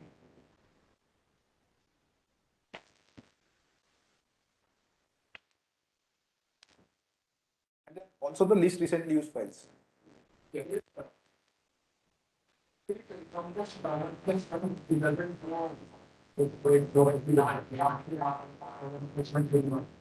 No, so tau 1 plus 1 is the time at which a fault is going to be made. Sorry, a k plus first distinct request is made. So once the number shortness, Yeah. will select the previous region per name. Correct. Now here is an interesting lemma. Let me define certain things. So let's define in a phase a new request and an old or stale request.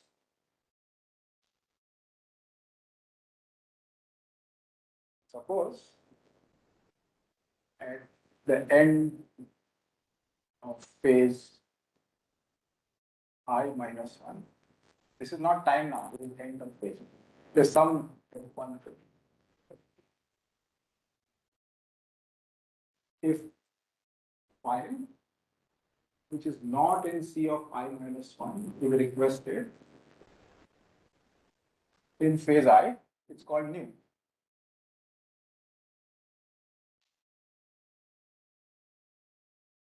Otherwise, it's called old.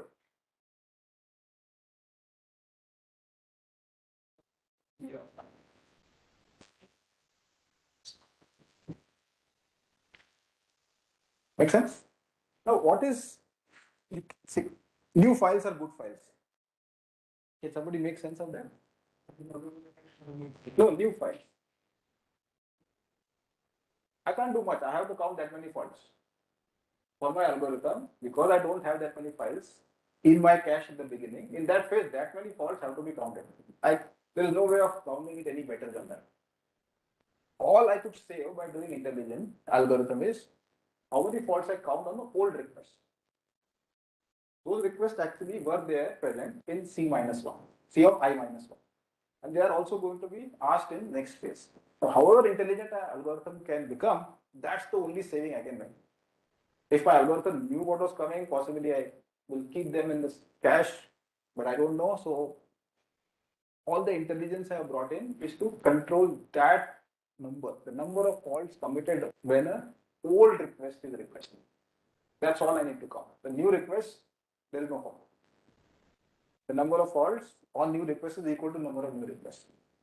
Because the problem requires me to bring a file in. I can't do it. All I could do to save is somehow keep the old files which are going to be requested again in cache somehow. So all I'm going to count is now what is the expected or the probability with which when an old file is requested, it happens to be still in the cache. And if that's large enough, is the plan clear? What I want to do? I want to control the probability that when an old request is made, that request continues to be in my cache. Old is clear, definition of old request is clear.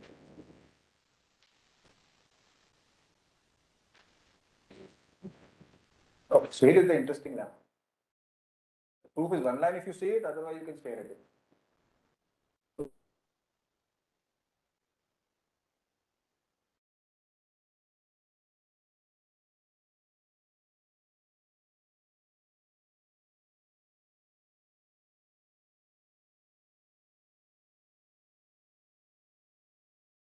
So far in a phase, the probability that a subsequent old request is not found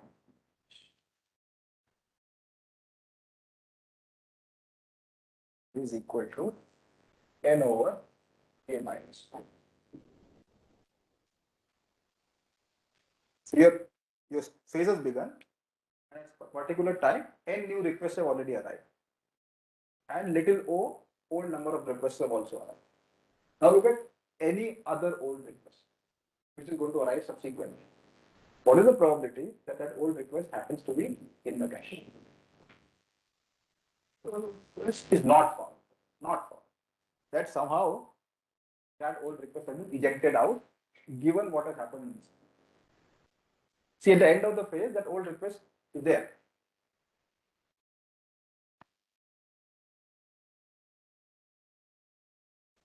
So phase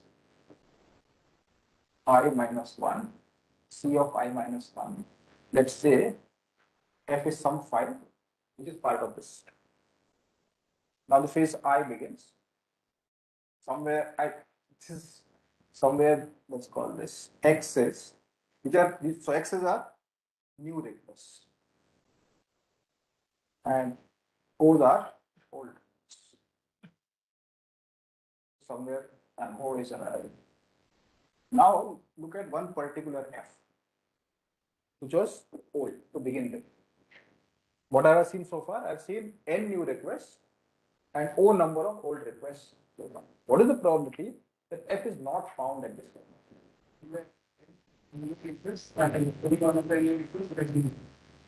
No, new request cannot be ejected until the end of the phase. What is the definition of a new request? Any request which is not part of CI minus 1. So on each new request, something gets ejected. So let's not worry about that. Let's just try to understand. So on the first new request, something really happened. Until then, nothing gets ejected. So it could be that this is ejecting file P, which was part of C of I. Now it could be that P is requested next. So that is my first O.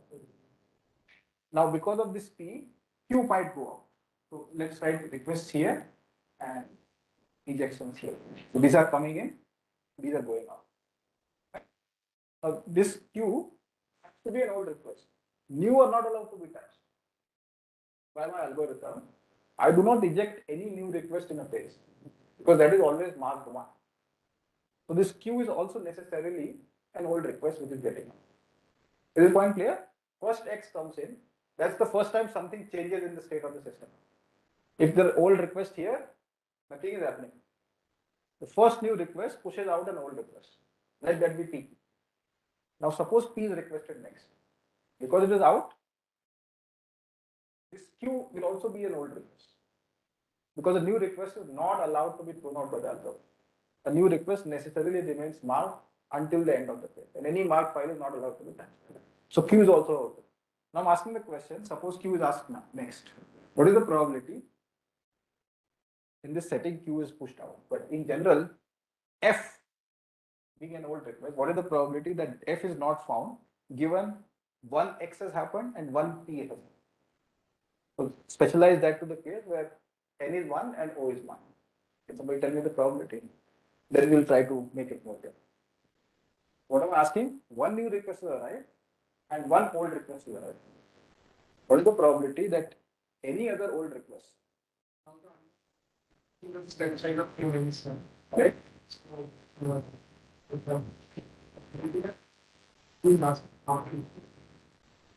No, so all there is to it that necessarily the file I'm asking, looking for was the one which got pushed out on the first new request.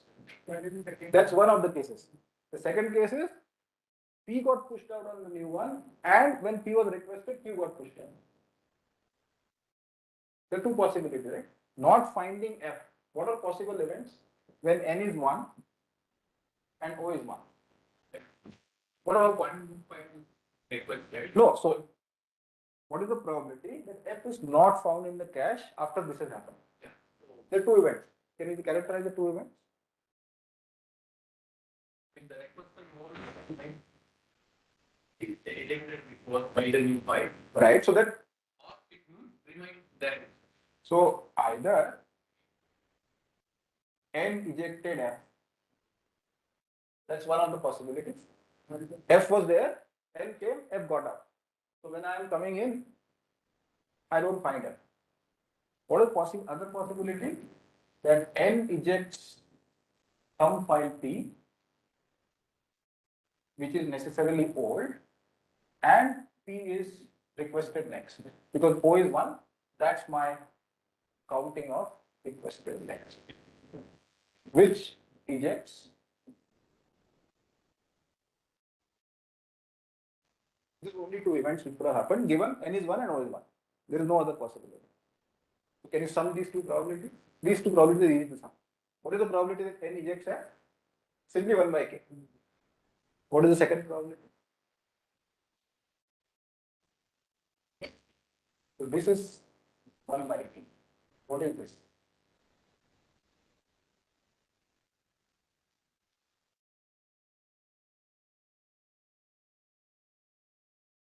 No. Look at the randomness. Once N equal to 1 has already happened. There are only K minus 1 choices. 1 by K times. You add this up, you get the right answer. Good answer. Simply 1 over. That's the probability. You're not going to find a particular old file F given one new file has arrived and one stale file has arrived. One old file. Now you can use induction and prove that. That's one way of doing it. A more subtle argument is that given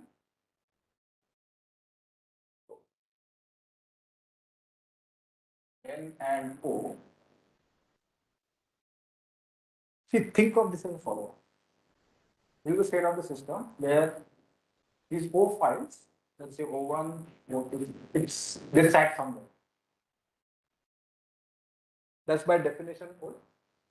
And these old files are here at time C of I minus 1 as well as at the time I am interested in right now. Given N new and O old requests have happened. So these O need not be in the same place. So O1 could have moved here. So this is A. Let me know if this is not clear. This is the most important point. This is the state of the system just before the beginning of phase I. All files are old. O1, O2, O3. I'm just numbering them in whatever. Some is overloaded. And S tail files. Now at this point, these S are definitely part of my cache. Others might have got out. Is this point here? What is X? So replacing N with replace everything. So N new requests have arrived and S old requests have arrived so far.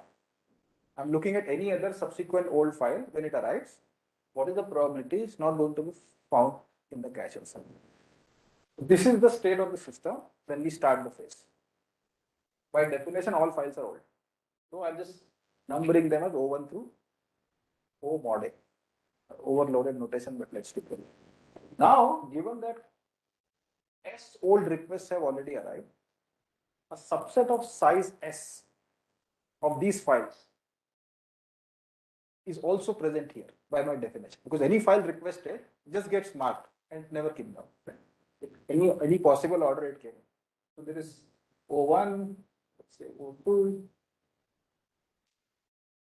O20, whatever, with S of these being present. They might have shifted their locations from here to here. So O1 was here, O2 is here now compared to where it was, but these are definitely present. What are the other places occupied by? N of these. And what are those N distributed as? Yes. Is it easy to see? That's the crux of the argument. So the fact that a subsequent old request doesn't find itself essentially among these K minus S slots, the remaining slots, it is one of the file which is occupied by one of the new requests. It's a slightly careful argument, so at least understand what I'm saying. We know that S of these files are still present because S old requests have arrived. Now, all we are saying is one of these files other than this S is going to arrive after N and S. So some N1 occupies this place. So B1, B2 and Bn. These are also part of the cache at this time because the new files are never ejected once they are in. So where are these located is the question. I have K minus S slots for the file under consideration. I'm looking at one old file which is to be requested after these N new and S old. S old have already happened. So how many remaining files there are which I under consideration? K minus S. To begin with, all files are old. S have already arrived, so K minus S remain old files. So K minus S slots here essentially are up for grabs. The rest of them are already occupied with the old requests. And among them, N new requests have arrived, which were assigned uniformly randomly. Equivalently, the fact that a file which is not part of O1 to OS is one file which got kicked out because of these N files occupying one of these K minus 1 slots.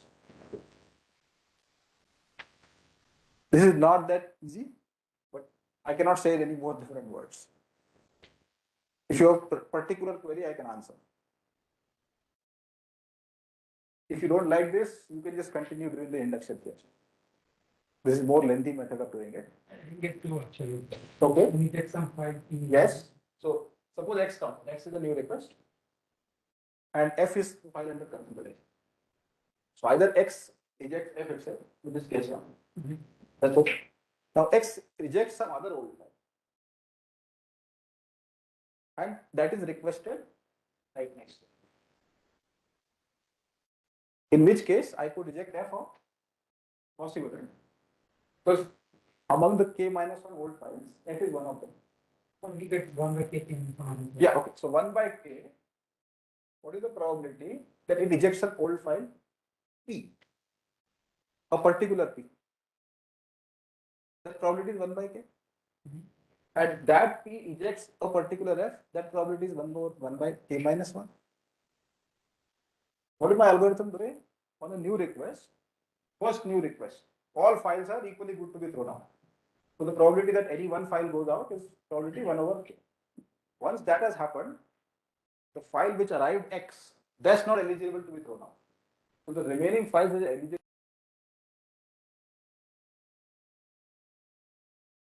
You like whichever. I like. I think maybe the easier thing to ask is the probability that a subsequent old request is found in the cache.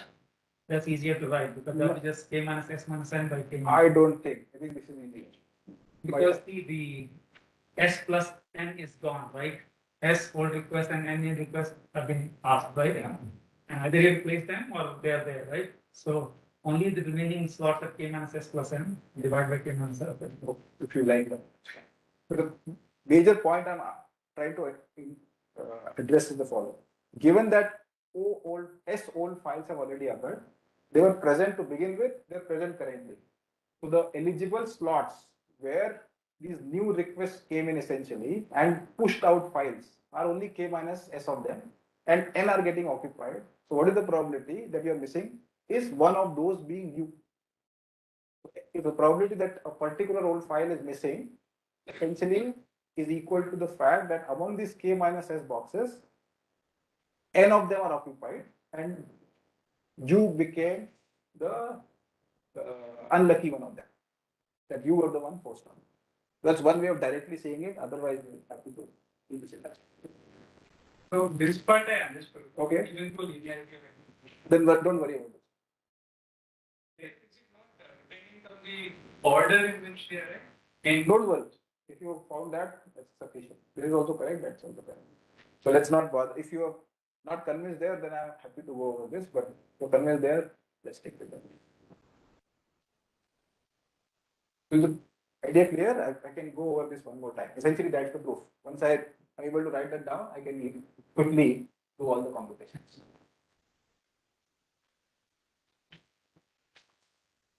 Is everybody happy with this? Question? Yeah. Yes? What is the question? Ask me the question. I have said in many different ways the same thing. Is it clear what N new and S old means? Considering this overwriting. Okay, that's the whole point, that these S were here, they're also here. These places have permuted.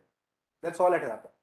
So it's equivalent to saying, look at the remaining boxes. How many remaining boxes are there? K minus S of them. And at each time I'm ejecting uniformly randomly. And N new requests have arrived. So they're occupying N of these slots uniformly randomly. That's it.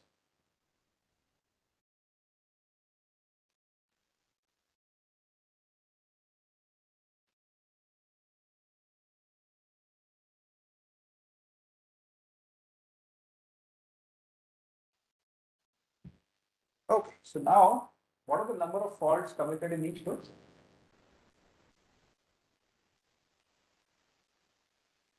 Of phase I. Definitely N of I. The number of new requests, definitely I have to pay. Plus the expected number of faults I make on all the old requests. How much can I overcount it by given that lemma? I want an upper bound of this.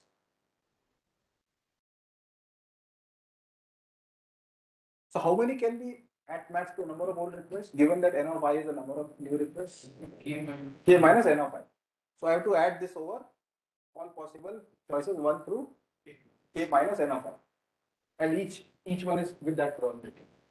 This is at most N of I is the number of new requests made in phase I. So the number of old requests made in that phase is exactly K minus N of I. This is overcounted.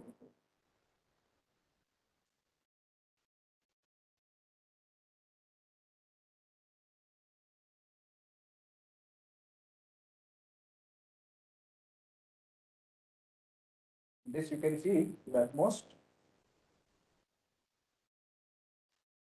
N of I times the harmonic distance. This is where log is appearing the first time. N of I is common, it's just 1 plus 1 over K plus 1 by K minus 1. At most 1 over. At most H times K. So this is that for my algorithm. Now what about OPT? That's what I'm interested in now. The rest of the proof. So for the first time we'll see what is called as a potential function.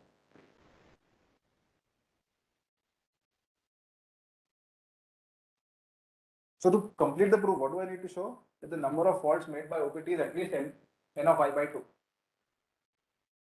My number of faults in the phase is how much? N of I times H of K.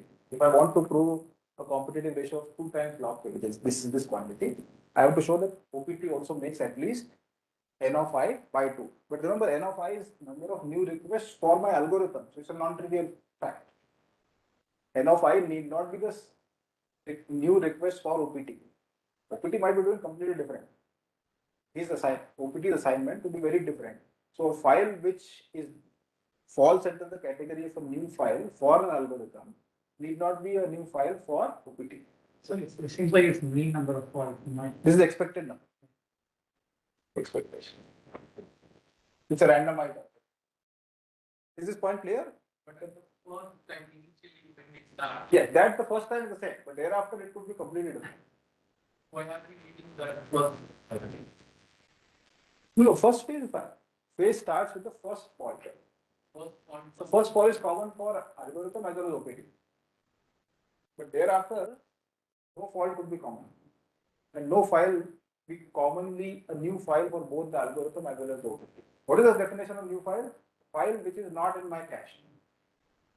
The cache contents of OPT could be very different than the cache contents of my algorithm. So there is no reason for a file to be commonly a new file. I think what is the one step you have missed. So basically, if you look, you go sequentially, you'll not gain nine. Nice of course, because every old, when you're going sequentially. So I'm upper bounding a I know lot. exactly, it's about the last bit, but I think some of them are struggling with that, including me, so. So I put an upper bound. So what am I doing here? I'm putting n of I I everywhere. think first you should separate that nine, No, and no. then the sum. This is the number of new records that I can't touch.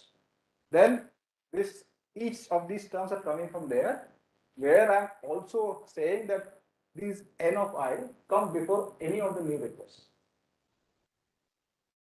That gives me always an upper bound. If n come to the later, I actually can push this even further down. Oh, good. Somebody is awake. So this n of I is a serious upper bound. It could be tight for one particular realization, but in general, it's not a tight interval. From that, n over k minus s, right? What am I doing? I'm counting 1 s equal to 1 all the way to s equal to k minus ni. That's what I'm counting. I'm also assuming that all these ni's come before any of the old requests. That will only give me an upper bound. That's what I'm doing. This is just iterated. Why iteration? Just counting enumerative activity. No, there's no iteration. So you're counting the expectation given a certain value of Yes. O times the probability of O sum over. Just expanding it. First term is just the new thing. And I'm assuming that all of them then came under very beginning. Important observation. Second term, N of I need not give this. Need not be files. Yes, what is the second term is conditional expectation to proximal expectation. And why is the first term? Upper bound, because of that is equality.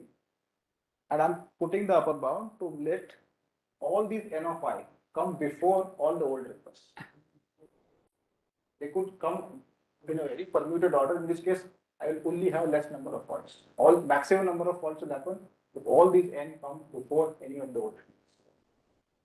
actually that answers my question regarding this one. If all the new requests come first, then So this is important. Otherwise, I'm actually done. If this was true, that n of I is also new request for OPT, then OPT also pays n of I. And I would get a bound just h of k, not 2 times the difference. Now I have to argue that even though n of I need not be new request for OPT, the number of faults made by OPT are at least n of I by 10. Is this point clear that why n of I is not a new request to the OPT? Because OPT's configuration of files and algorithm's configuration of files can be completely different. So potential function. It's a very simple potential.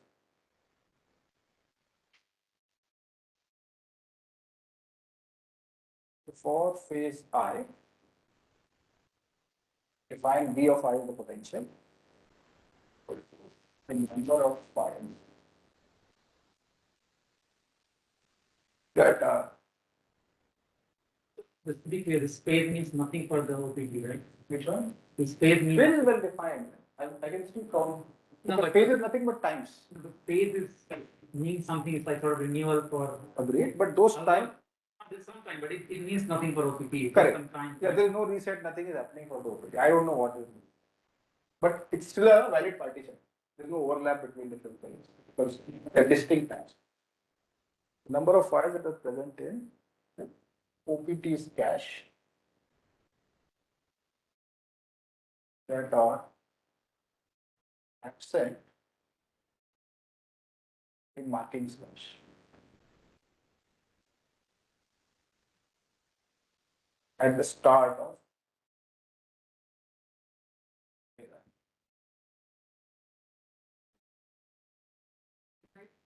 it's with respect to the marking. So I've defined the phase, it's still there.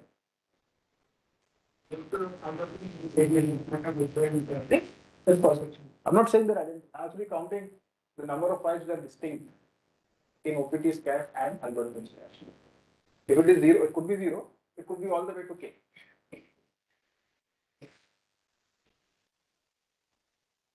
You run the OPT. You do this representation of the phase of the marking and you To mark the definition of a phase just to put time indices and which are non-overlapping. So what is V of I? The number of files that are present in OPT's cache but are absent in markings cache at the beginning of phase I.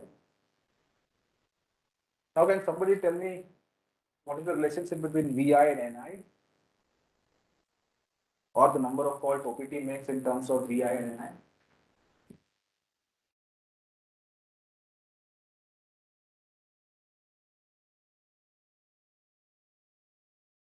See, a new request for marking should tell you something about VI.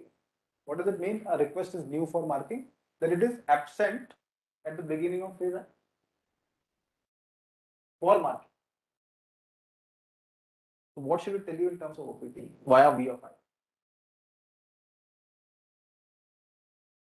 V of I is the number of files that are present in OPT's cache but not in algorithm's cache.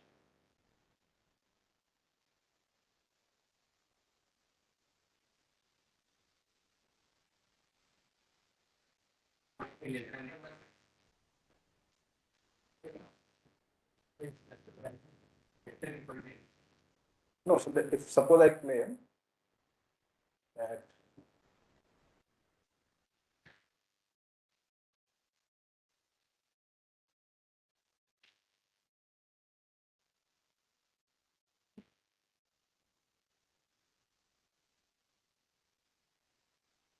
and you always with respect to marking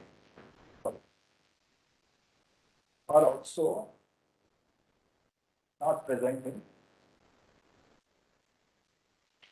OPT's cache at the beginning of phase I.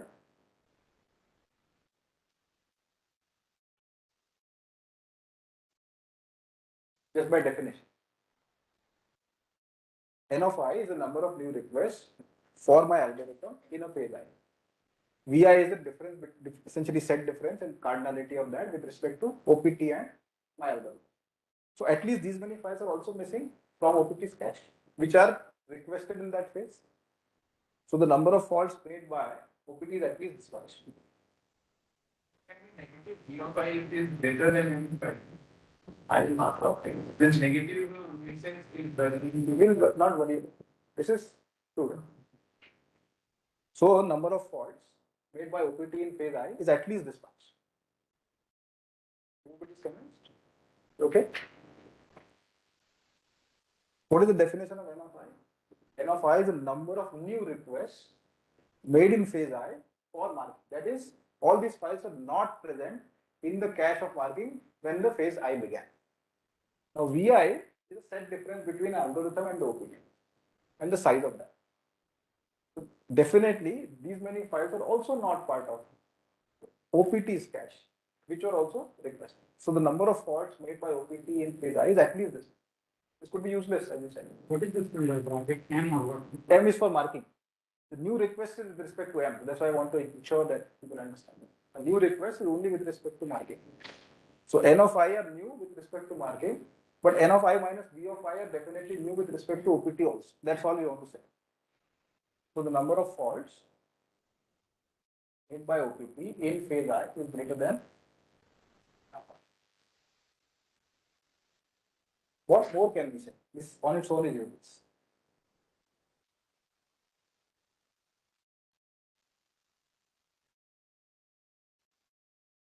Now this we did at the beginning. What can we say at the end of a phase I?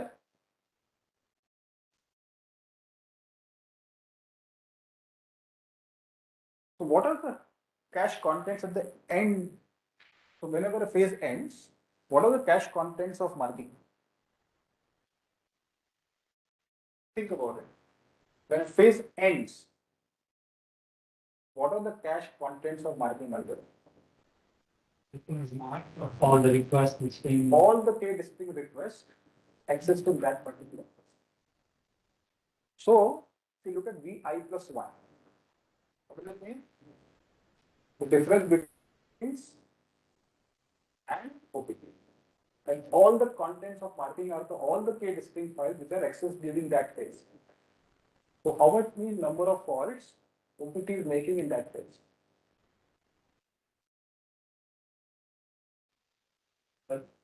Yes, I'll write it. End of phase I, C of I is equal to all the k distinct files requested in that phase. Right? This is true for marking. What is Vi plus 1? Vi plus 1 gets compared to C of I because we have the start of phase I is same as end of phase. The start of phase I plus 1 is same as end of phase I. Yeah? K distinct files, we could have older files. It's fine. K distinct files requested in that phase. They could have come from behind. That's not a problem. But those K were requested in that phase. That's all answer. So now in terms of Vi plus 1, how do I compare this with C of I? They're comparable. Right? C of I is the end of phase I. This is at the beginning of phase I plus 1. So time is the same. C of I plus 1 contains the set difference between C of I and COPT of I. Let's just call it. And Vi is nothing but COPT I. Set difference. Correct? So how many number of faults OPT has to make in phase I as a function of Vi plus 1 alone? It's just an observation and task. You just have to observe what marking did.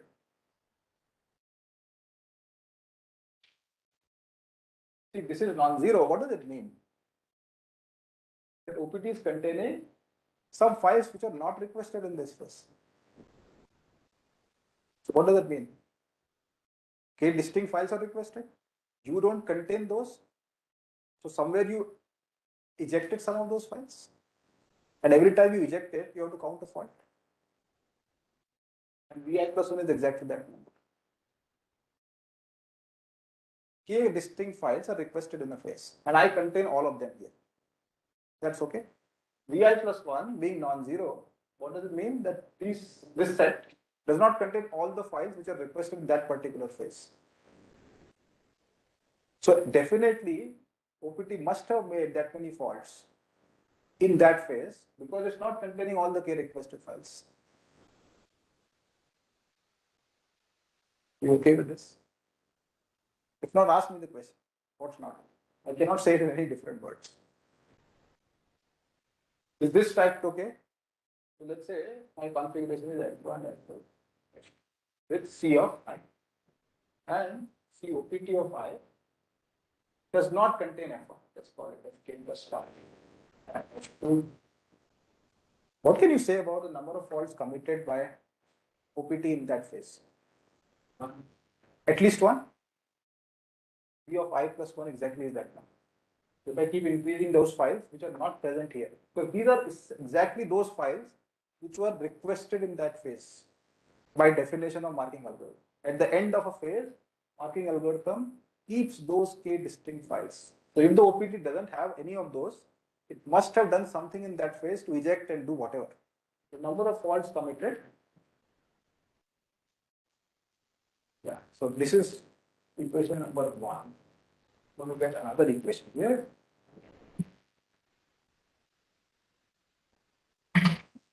Number of faults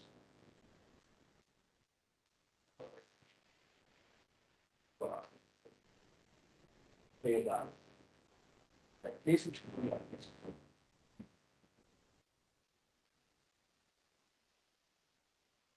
So if number of faults is greater than n of I minus Vi, also these are, both of them are valid. Right? This could be negative as you said. The total number of faults that could be is greater than n of I minus Vi. That's what I do. Divided by 2 plus V of I plus 1. Just combining 1 and 2. If quantity is greater than A, same quantity is greater than B, definitely is greater than A plus B by 2. Now this is the telescopic interesting sum going on. If I add across all phases, what will I get? Sum across all phases. What do I get here? Can somebody just tell me?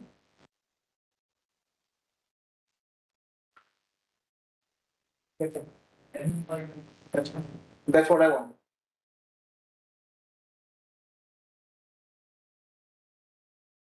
Summation of Ni by 2.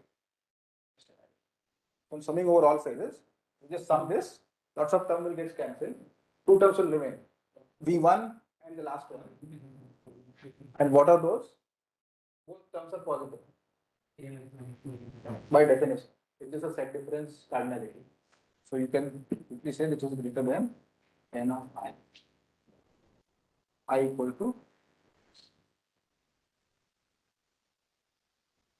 and if I count this over all phases, the expected number of faults with marking is less than equal to summation of I times. You combine these two bounds and you get your answer.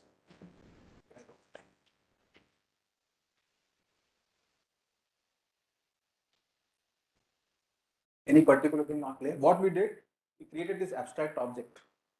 This is what we call potential function. This is counting how far your algorithm is with respect to OPT. So if in one phase Vi is small, Vi plus 1 cannot, like the number of faults I'm able to count, this is small, then Vi plus 1 is large. That's what it's essentially trying to count on this. They'll try to calculate. Questions? Yeah. Then it will give the bound 2 log k. 2hk, which is reasonably close to 2 log. But again, there is stagnant in whatever. So might be that we are proposing to log k, but actually it should be like with more bound we have log k. So might put some log k or something. I prove it. It doesn't. So the improvement you can make is not all the way to 2 like from 2 to 1. There might be some slack somewhere. You need a different algorithm to actually go to log. Or you work hard and prove that this is something log. Just by adding or taking care of the small slack here and there. Is the ballpark idea clear? What we did? This is a very important tool. We'll see it in final class again. What is the potential function? Potential function is essentially trying to count in some sense.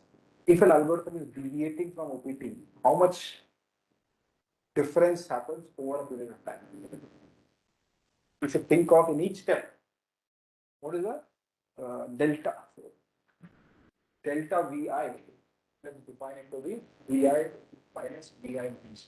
This essentially is what is being captured here.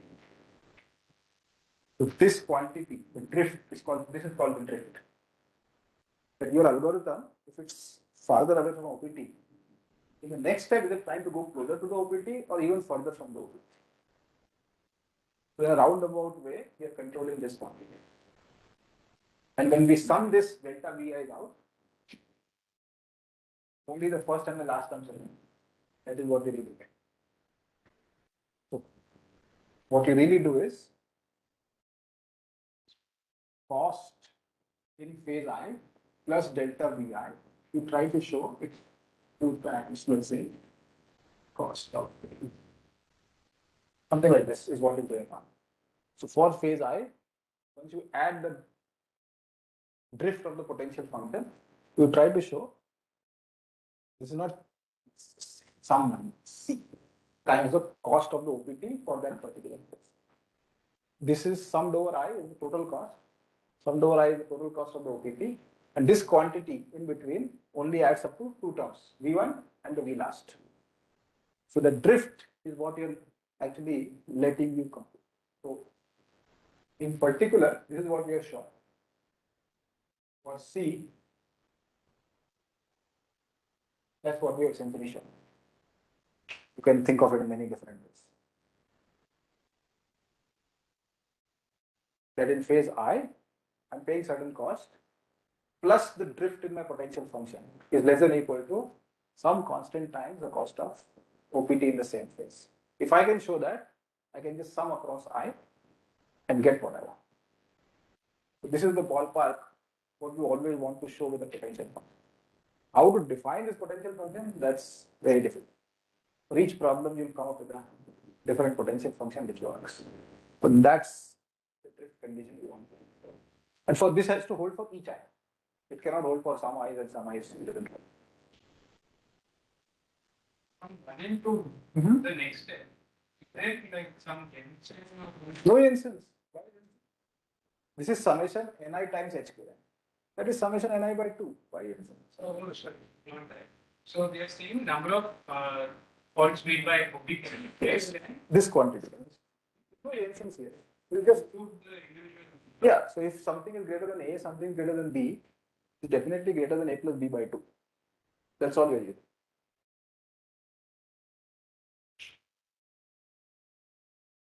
No instance.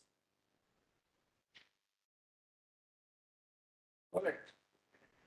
We're well over time, so feel free to. You can start for I and left for I plus. All I care about if you can show this condition or not. Individually, I don't mind what the judge will say. There is an algorithm that by using delta here, I think, time progresses, I mean, so you can basically run the algorithm. If you are able to show it, then automatically means what you're asking. For each I, you are able to show this, right? In some sense, already it's ingrained what you're asking. Otherwise, it won't be true. It looks innocuous, it's very powerful. Suppose this is true. What has to happen? So eventually, I get that the competitive ratio is C. So if this is true for all I, coming across all I, what do you get? That the competitive ratio is C. Okay. So if the competitive ratio is in fact C, the algorithm stays close to the OPT. In terms of C. Is it? But part of the algorithm is learning that the difference. So that is never clear. Oh. We come up with the correct intuition that algorithm is doing the right thing. And then you somehow magically manufacture this VI. How to manufacture this VI is, I don't know how difficult it is. It's very difficult.